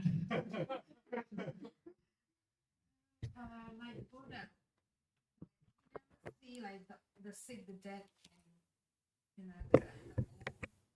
so the moment he sees it, it's fear. Fear. Yeah. Over and over again, doing the same thing, life. So once you think about that, the fear, rise. And those fears are momentum. Yeah, I think That's I have that yeah, fear, but I don't know what to do about it. Well, you know. I've read, I think I've read one Buddhist script a while back. Please try to use the microphone.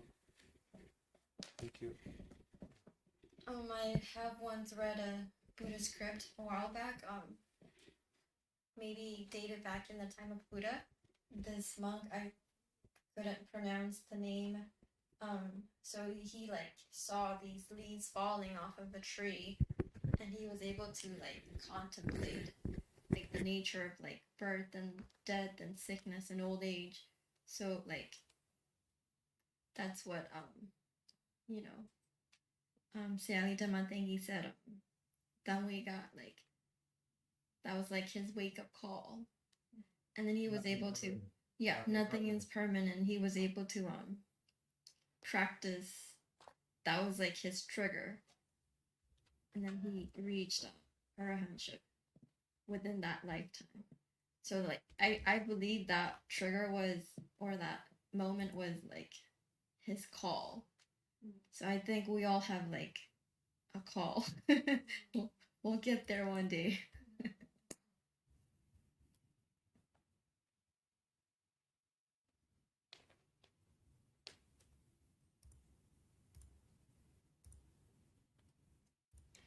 Well, one thing, Ellie, is that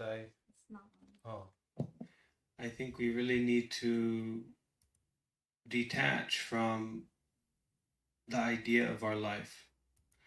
That idea is just a script, just a dream, just an illusion, just a game that we play with ourselves. The truth cannot be found in a daily life. It has to be found in this present moment. And actually, to practice meditation, to face suffering, to face difficulty, to embrace what is happening right now, we have to detach from our daily life. That's what a meditation retreat is. You spend even 5 minutes in meditation, you have to detach from the story that you tell yourself, doing activities. And then that 5 minutes becomes 1 day, 2 days, 3 days, 5 days, 10 days of meditation retreat. No, you're not living a daily life anymore. That story and that dream that you tell yourself, not you personally, but for anyone, any human being who has this kind of case, you have to put it down. You have to detach from it fully. And that's how we have success in meditation.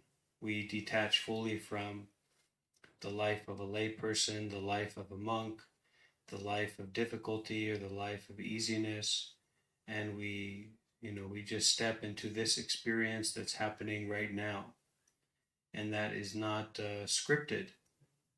There's no script of what is happening right now.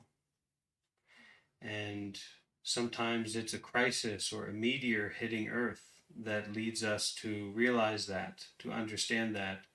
But the truth is that the meteor of ever new impermanent nature is constant.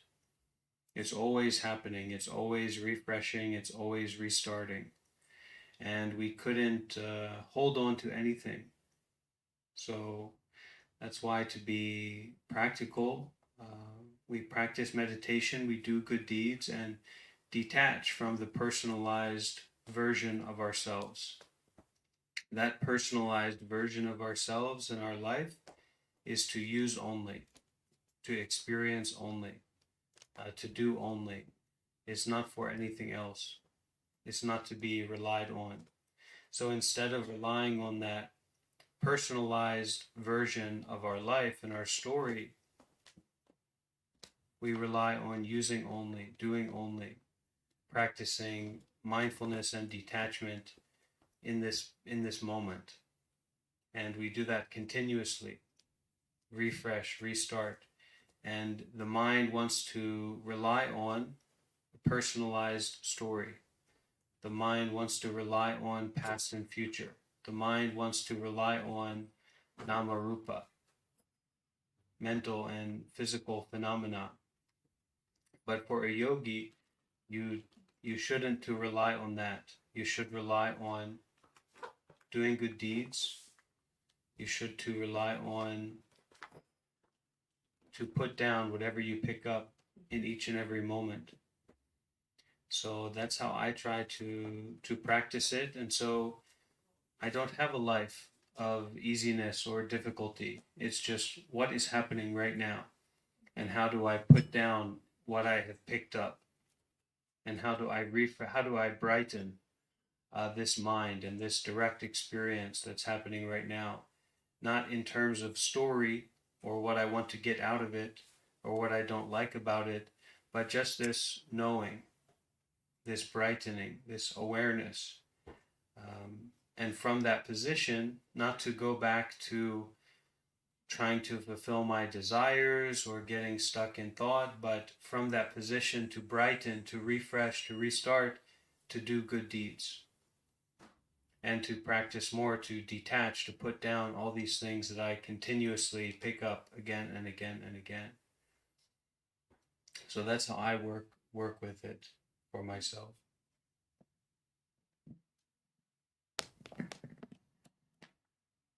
But you, Elizabeth, you need to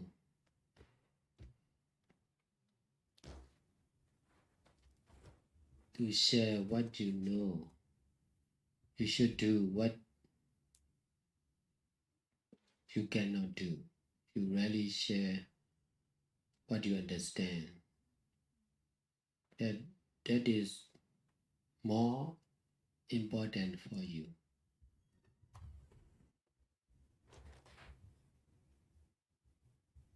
The other things are not much important. You are staying in meditation center for over 10 years. Is it right? 9 years. So you have many experience.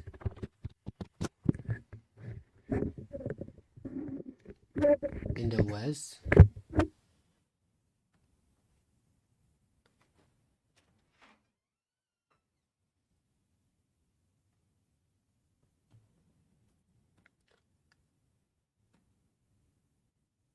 you are very rare meditators or volunteer.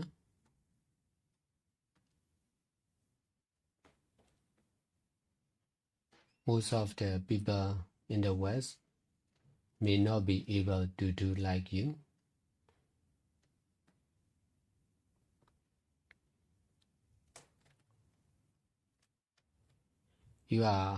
You may not be satisfied with yourself, but you are really helpful for the others, for the Power Center. You may make mistakes, but there are many good points. You can do many good things for us, for the others. What you need is to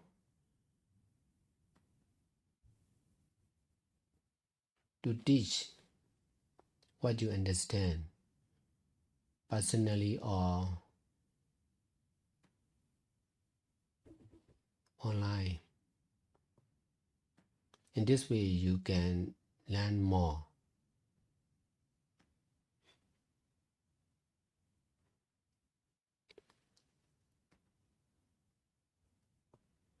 Not much meditation teacher in the West, so if you can fulfill the need of a teacher or Dhamma friends, you can develop and you can be certified. I think that's a really good answer, Sayadaw, because sharing is difficult for me. So it will make my life less easy. Yes. Yes. For me also, I'm not a speaker, I'm not a writer, so I'm not much friendly with words and language. I'm not skillful in language. But before I meditate, I started my own business. That's why I am skillful in action. So when I became a monk, it is really difficult for me to explain about the truth. For teaching is really difficult, but I don't give up. I continue teaching every day, more and more, and then I became skillful in teaching.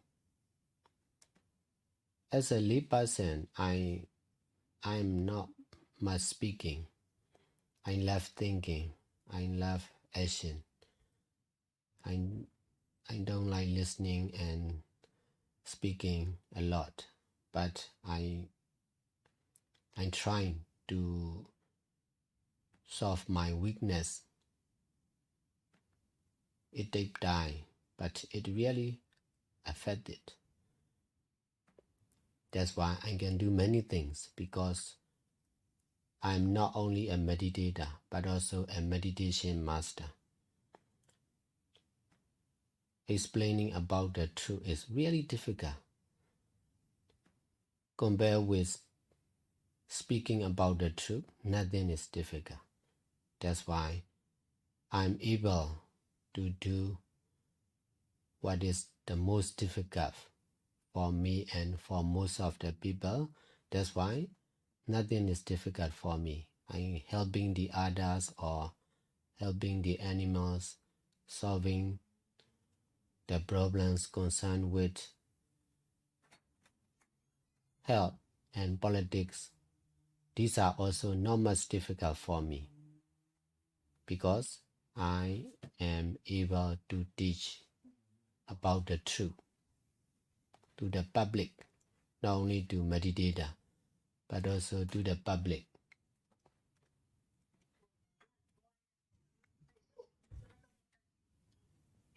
That's why nothing is difficult for me, because I can face the most difficult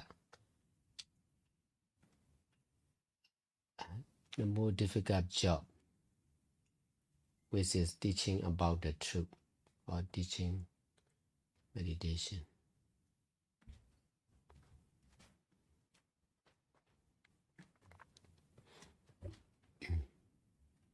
Yeah, you are free. You should start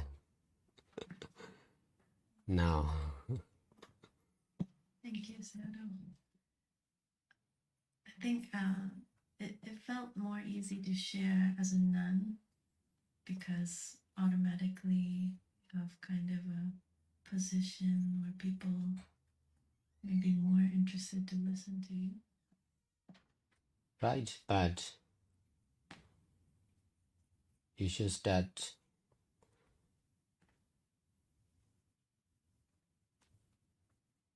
when you understand. Being a lay person or being a nun is not much important. To know what you understand, to share what you know is more important.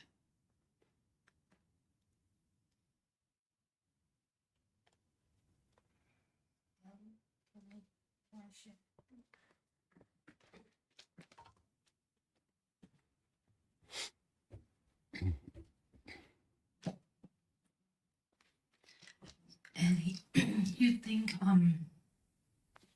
as a layperson, as a nun, you think you can share better, right? To my experience, I'm thinking like, if I'm a layperson, it'll be better to share, because sometimes the conventional way of teaching, like Sayadaw too, not everybody, especially our center, people don't just come to the meditation hall or listen to your preaching. So to my experience, to listen to me, I got to listen to them more. And it's at their convenient time, not my time. So to do that as a nun, there are a lot of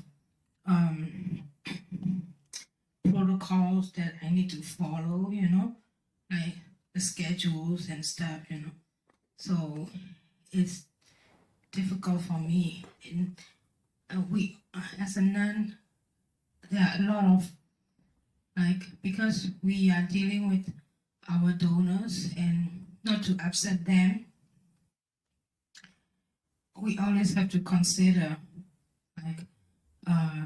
is the face of the sasana, or is it not to upset or have the akusala in the devotee's mind or public view, So to me, I was always thinking, if I'm a lay person, I will have more freedom of the time or approach to be able to share. Sometimes we are teaching across religion, not to Burmese or Buddhist, So I cannot always use the religious terms to them, I just have to like the nature, like lay person, the term that they can accept, or the language that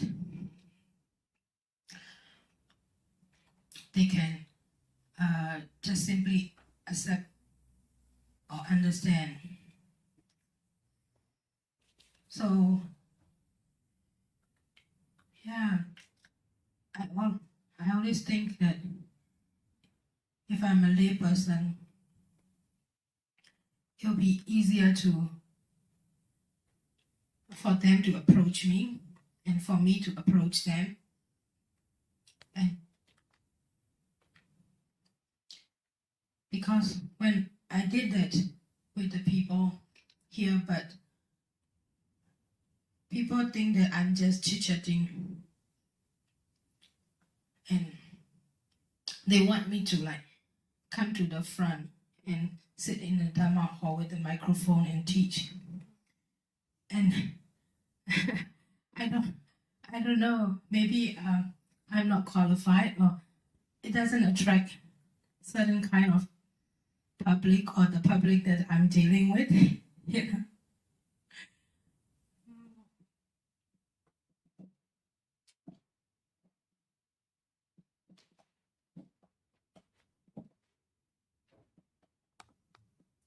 And also, I think all you need is to prioritize in teaching, sharing, because in this center, you will have to face a lot of people's desire, their requirements, their demand for you to do other things, and you easily being dragged around, That happened to me also. So since Sayadaw mentioned so, you will need to focus more on sharing and spend more time on sharing.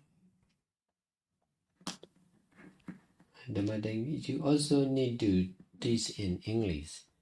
Besides, you need to details from the life of nun or lay person. Because of your attachment, you are introvert. You don't want to be a nun.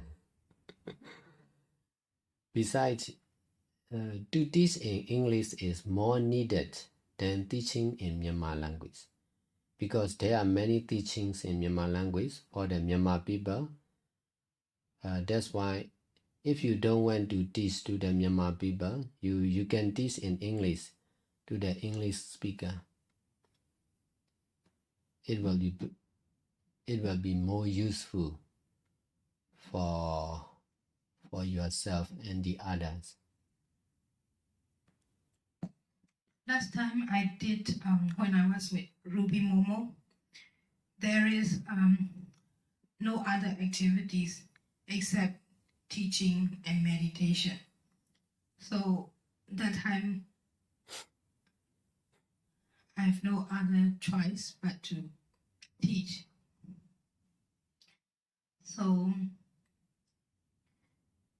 yeah, so it attracts different kind of people.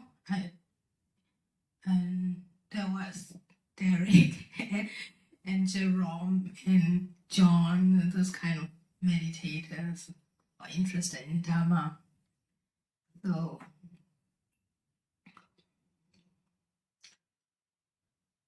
yeah, I guess if I keep on doing, or when I come to Bowen Park, it was different situation. So teaching, Sayadaw, do you recommend that kind of online teaching or classes teaching? Okay. What about our people, like people who have difficult, like mentally sick, or they need kind of like mental support? Yeah, you know, we have a lot in house.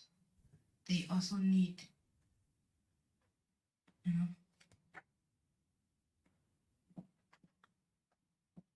Teaching the people here and also the surrounding and also online, all are necessary. You can start one. For me, I teach not only to the public but also online together. That is really grateful for me and for all. So also you need to teach in English, especially for the English speaker.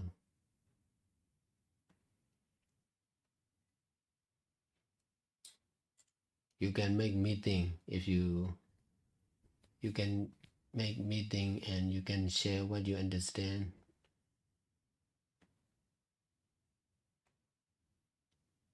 Anyway, teaching or meeting every day is really useful to develop ourselves, because this is meditation center. That's why there are many Dhamma center, but not much meditation teacher. So to fulfill, for volunteering is not much difficult. Donation is also more easy than sharing or teaching about the truth. So as a old meditators, you should start teaching to do your best.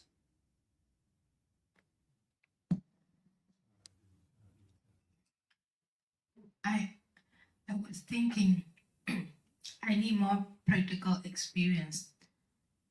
That's why I thought like stop preaching or teaching. You know, I'd rather do more here. Yeah. No, you can learn by Buddhist literature also. You can use both, not only your own experience, but also from Buddhist literature. There are many ways of teaching. You need to choose one or two together. You should practice, besides you should teach together. Because there will be many new Dhamma center for sure. There will also be many patients. So teaching is more important for us and for the others. You should try to be a meditation teacher.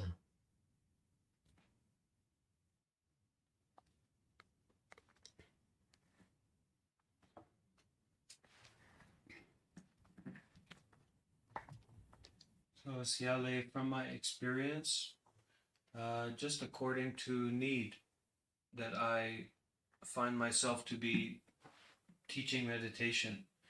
And at the beginning, I have no experience with that.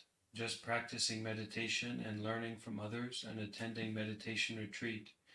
But because there is a need and there is an interest, then I start to do that activity. So through doing that activity, then I become skillful at it. But I think it's important to understand other people, they don't have any experience. They don't know anything about the Dhamma. They don't know anything about meditation technique. It's just to start at zero. So for them, anything can be very, very helpful.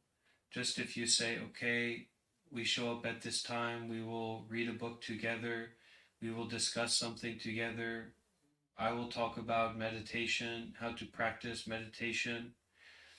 And then if you make a habit of that, other people can make a habit of that easily. And for here, you have a meditation center, you have a Dhamma hall.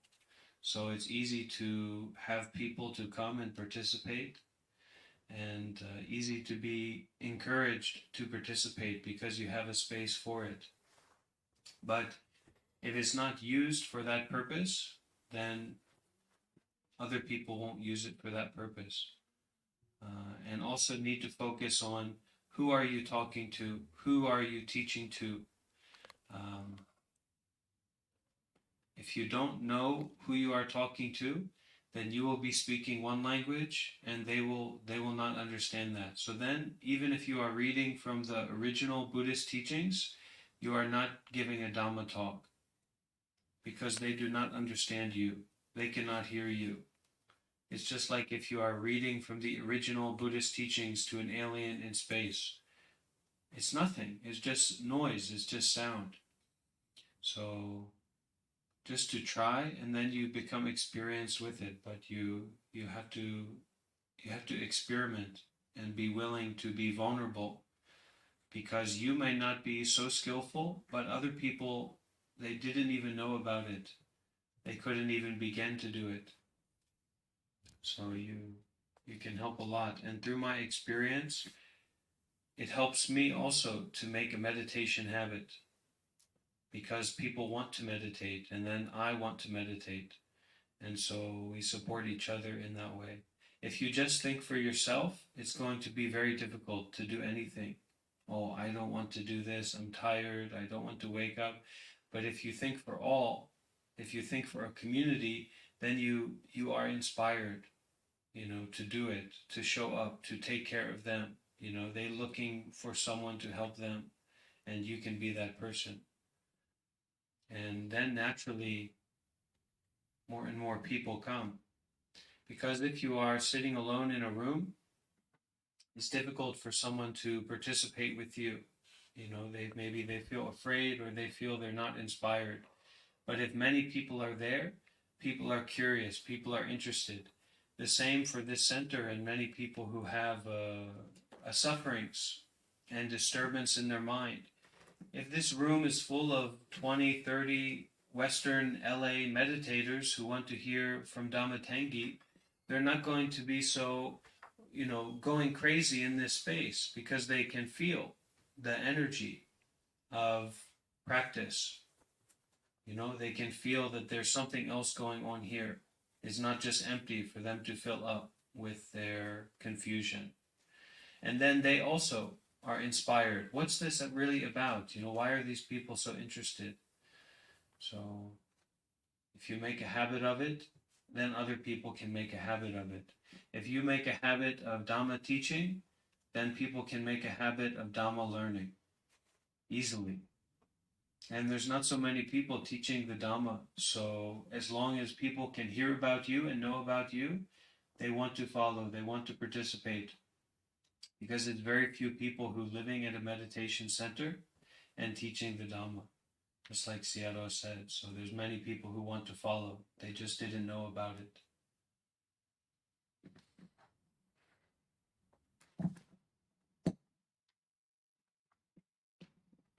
So, sitting meditation is a problem for me. Because of my body, also I think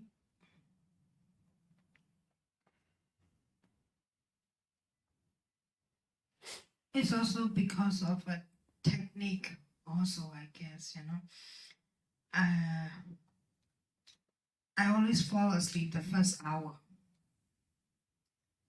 It becomes a habit.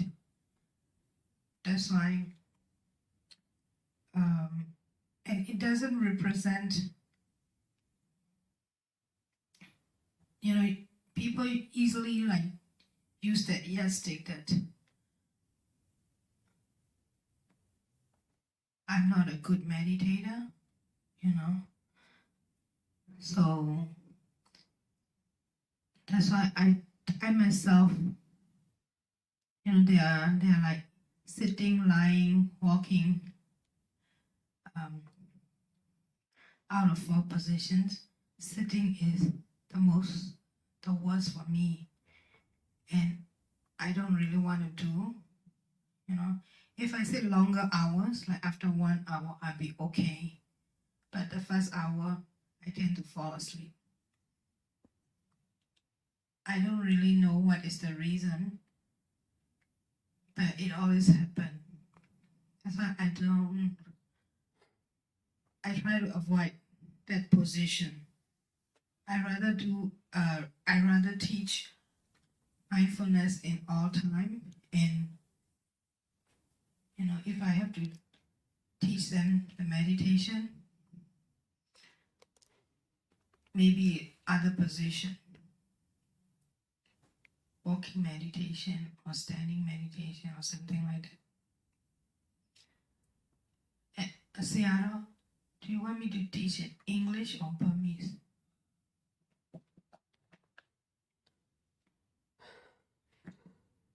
Depending on the person, audience, yeah. If they are Myanmar people, you should teach in Myanmar. If they are other people, you can speak in English. You can teach in English. In this way, you should change yourself by teaching about the truth or Dhamma. You will be able to change your life next step.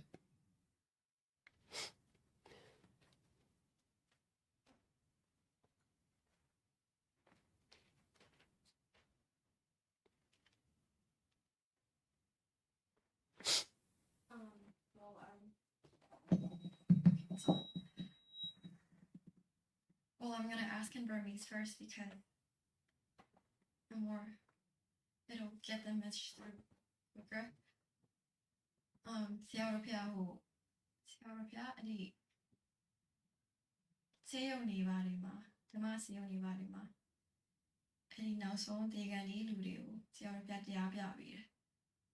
အဲ့လိုမျိုးအချိန်ကြီးကြလို့ရှင်ဘယ်လိုမျိုးစကားတွေကိုသူတို့ပြောရတယ်မသိဘူးဘယ်လိုမျိုးအဲ့လိုသူတို့နားဝင်မဲ့စကားတွေကိုသူတို့ချပေးရတယ်မသိဘူးအဲ့လိုမျိုးမသိချင်ဘူးနောင်ချိန်ပြီးတော့မှဟိုအလုပ်ကိုင်းနေပါအဲ့လိုဘက်တွေပါလုပ်ဖြစ်လို့ရှင်အဲ့လိုအသက်ထွက်ခံနေလူတွေပိုင်းနဲ့ရင်ဆိုင်ရမယ်ဆိုလို့ရှင်သူတို့ဘယ်လိုပြောမလဲစိတ်နှလုံးချမ်းသာစေမဲ့စကားတွေကိုဒီလိုမှအဲ့လိုသိချင်လို့ပါ So my question is, so Sayadaw has visited a lot of people who are sometimes at their last breath, and then he has administered a lot of, I guess, meditation words, a lot of words that will comfort them to pass peacefully, I guess.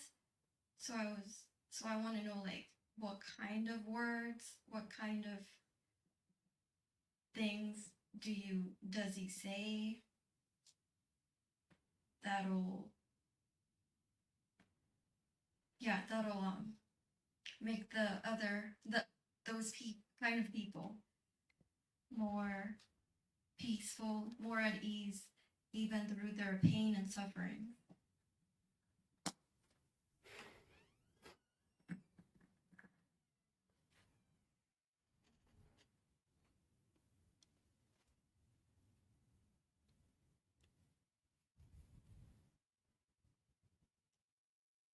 Sabai ano babyo man no mati. Hello. Tame pure baများတဲ့အခါကျတော့လေပြောတတ်သွားတာပေါ့ပြောရင်းနဲ့ပြောတတ်အောင်ကြိုးစားတော့ဒီလိုကလူမမာကိုတရားဟောတာမျိုးကနည်းတယ်နိအဲ့ခါကျတော့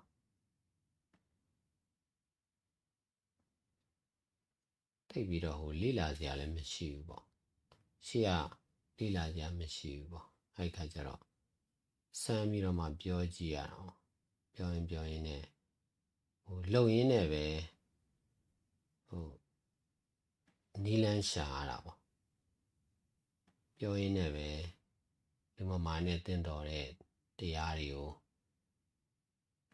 ပြောပြအောင်လို့ကြိုးစားရအောင်ဟိုတီထွင်တဲ့သဘောမျိုးဖြစ်နေတာဒီမှာကိုဘယ်လိုတရားဟောရမလဲဆိုတာလူမမာတွေကိုတရားဟောရင်းနဲ့ပဲရှာဖွေရတာပေါ့သင်ယူရတာပေါ့အဓိကတော့လို့စိတ်ကိုထိန်းခိုင်းတာစိတ်ကိုလျှော့ခိုင်းတာအများစုကသင်းနေတာလူတွေကစိတ်ကိုဂယုမဆိုင်တော့ဘူးအားလုံးကဝိုင်းပြီးတော့မှယောဂကိုပဲဂယုဆိုင်တာလေလူနာရဲ့အသက်ရှူတာတွေးခုံနှုံးနေဒီပြင်ပကိုပဲဂယုဆိုင်ကြတော့အဲ့ဒီအချိန်မှာအရေးကြီးတာလို့စိတ်ကိုဂယုဆိုင်ခိုင်းတာပေါ့စိတ်ကိုထိန်းပြီးတော့စိတ်လျှော့စိတ်ကသင်းထားတာများတော်တော်များများလို့ပဲမလျှော့တတ်ဘူးတေကန်ကြီးတော့မလျှော့တတ်ဘူးအဲ့တော့လေစိတ်ကိုလျှော့ဖို့ကလည်းမပြတ်သတိပေးရကိုလည်းလျှော့ရအောင်သူတို့လည်းလျှော့ခိုင်းရအောင်ပြီးတော့ကိုနာပေမဲ့စိတ်မနာနဲ့များဖြင့်ကတော့စိတ်ကနာနေတာကိုလည်းနာစိတ်လည်းနာအဲ့လိုတွေကများတယ်အဲ့တော့စိတ်မနာအောင်လည်းမပြတ်သတိပေးရတာပေါ့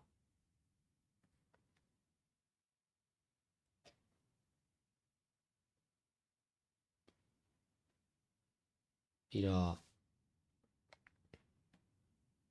ဟိုရာနာရာတေတာကိုတရားပဲလို့လက်ခံတယ်ဘယ်လိုမှလည်းအဲ့ဒါကိုလက်မခံနိုင်နာနေတာတော့မှနာတာကိုလက်မခံနိုင်လို့ကုတာပေါ့မရအောင်ကုတာအားလုံးကဝိုင်းပြီးတော့နာတာကိုပျောက်အောင်ပဲကုကြတာနာတာကိုတရားလို့လက်မခံဘူးတရားမှလည်းလက်မခံဘူးအဲ့ဒါတွေကိုကိုကလက်ခံနိုင်အောင်လို့ဟောကြားပေးရတော့ရှင်းပြပေးရတော့ခက်တော့ခက်တယ်ဒါပေမဲ့လည်းဒီလိုပဲလုပ်ရတာပဲအမှန်တရားကိုယ့်အကိုလက်မခံနိုင်လို့ဆရာတော်တို့ကလက်ခံနိုင်အောင်ကူညီပေးရတာပေါ့လေပြီးတော့လူနာရှင်တွေကိုပါဟောရတာလူနာကြီးပဲဟောရတာမဟုတ်လူနာရှင်တွေအနေနဲ့လည်းဒီအိုနာတွေကိုလက်ခံနိုင်အောင်လဲရှင်းပြပေးရတော့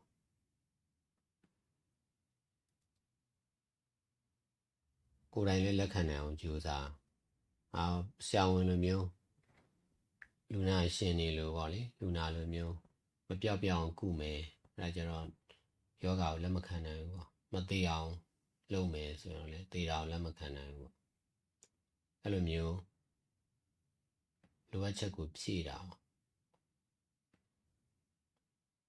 ဟိုပြီးနာမယ်နာပြီးသေးမယ်ဒါရှောင်လို့မရဘူးပေါ့အဲ့ဒါကိုလက်ခံနိုင်ဖို့ကြိုးစားခိုင်းတော့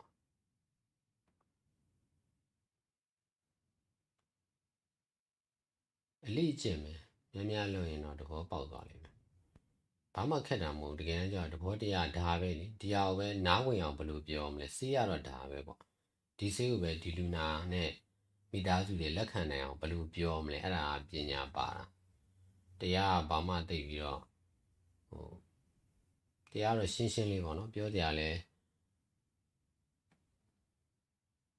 အများကြီးတော့ရှိရတော့မဟုတ်ဒါပေမဲ့အဲ့ဒါကိုပဲဒီစေးကိုတိုက်တက်အောင်ကြိုးစားရတာ လူနာပေါင်းစုံနဲ့တွေ့ပြီးတော့ဒီလူနာတွေကိုဒီဆေးနဲ့ကုတတ်အောင်ကြိုးစားရင်လည်းလို့ကျွမ်းကျင်လာတာပေါ့အဲ့ဒါကြောင့်လည်း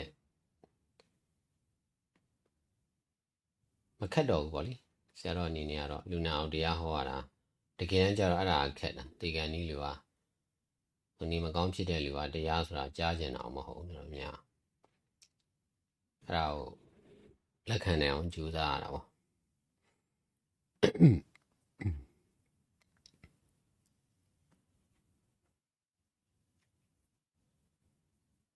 Only when we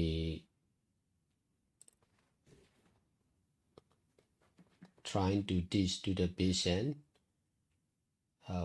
we can find the way how to teach to the patient who are sick and who are nearly die.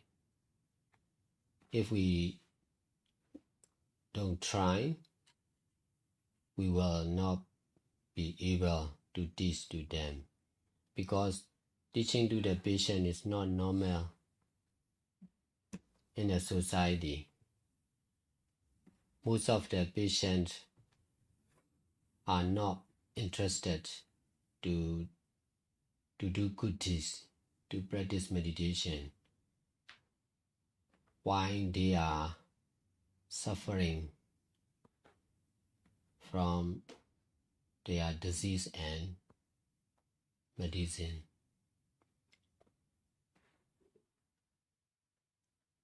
So teaching to the patient is really new for me. Teaching to the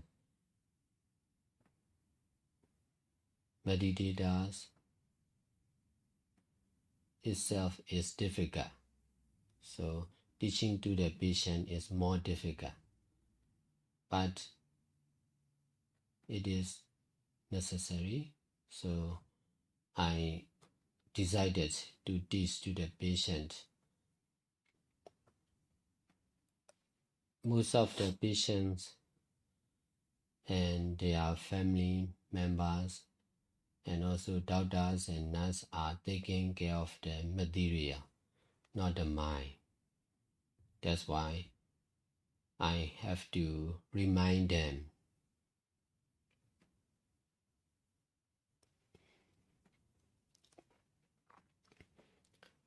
to be mindful of the mind. Besides, most of the mind of the patients are not restless. So I need to remind them to relax the whole body and mind. It is really important. Grasping use is wrong. Grasping the life as mine or grasping the body and mind as my body and mind is wrong. So we need to correct the mistake of the mind when they are suffering, when they are going to die. It is really important.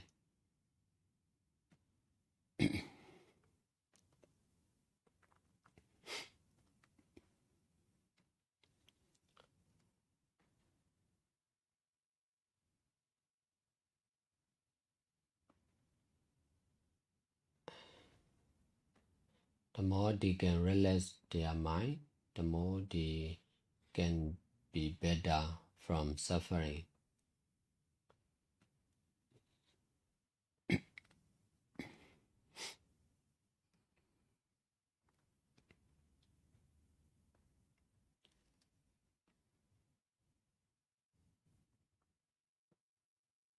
Besides, I have to teach them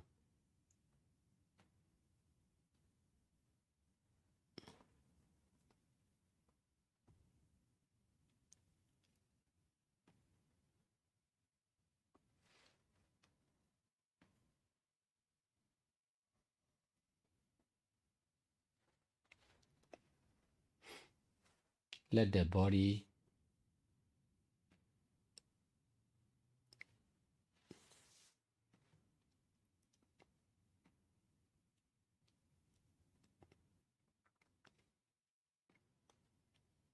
to be painful. Don't let the mind to be painful.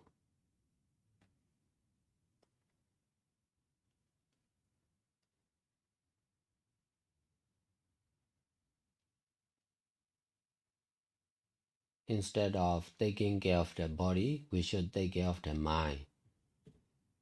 We should try to detach from attachment on suffering.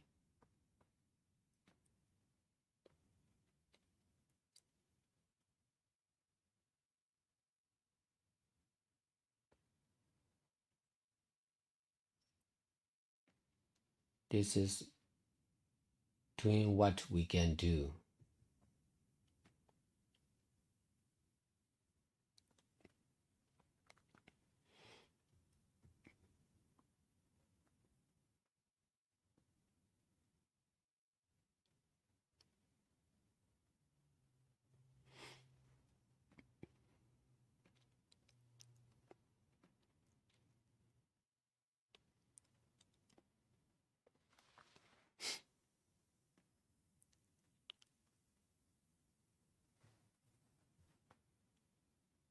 Besides, I have to explain to the patient and their family member to accept old age, sickness and death. This is teaching about the truth. Although they are sick, they cannot accept sickness. Although they are going to die, most of the patients cannot accept to die. That's why they feel worry and fear of sickness and death. So by reminding them, old age, sickness and death are concerned with anyone, not only with you. By accepting like this, the patient can feel better because he is not alone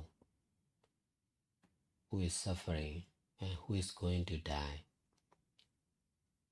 Everyone is suffering and everyone is sure to die.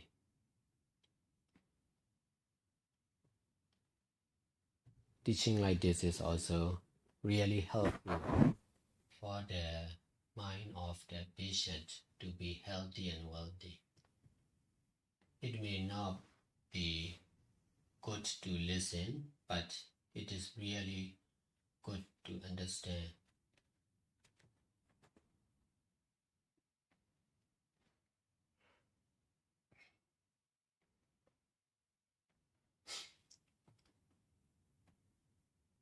I have to teach not only to the patient, but also to their family.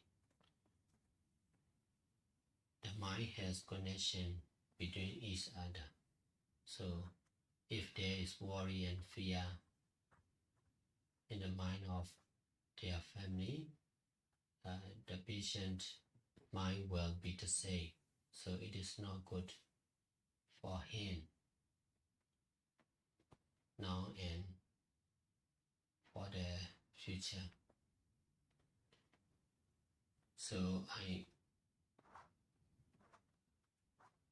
teach to the family member to be mindful, to detach, to do good deeds continuously,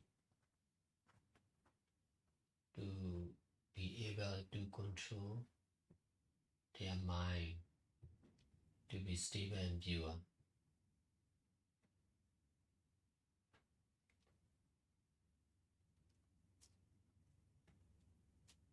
There is not much to not much teaching to the patient, but we need to be skillful how to use this teaching. This is medicine.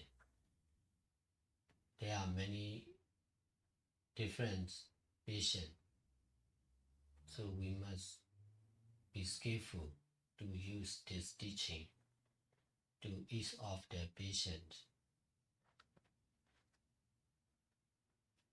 to be able to accept easily.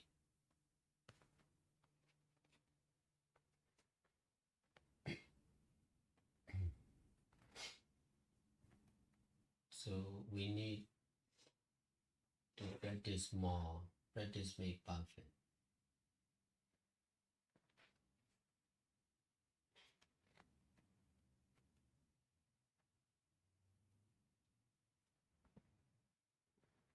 Okay.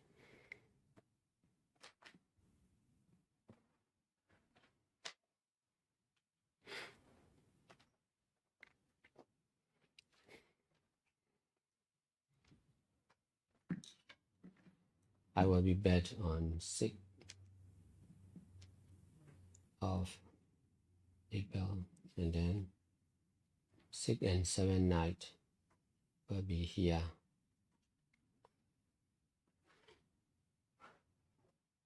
And 8th of April, I will go to Thailand. Okay, thank you. Thank you everyone for participating in the live stream. If you'd like to know more about the Barwa organization, you can reach out to me directly. You can also go to tabarwa.org. Right now we're raising money for Dhamma hospitals where people can go and get free healthcare, housing and support. In Myanmar, where the COVID crisis and recent political instability has been very serious.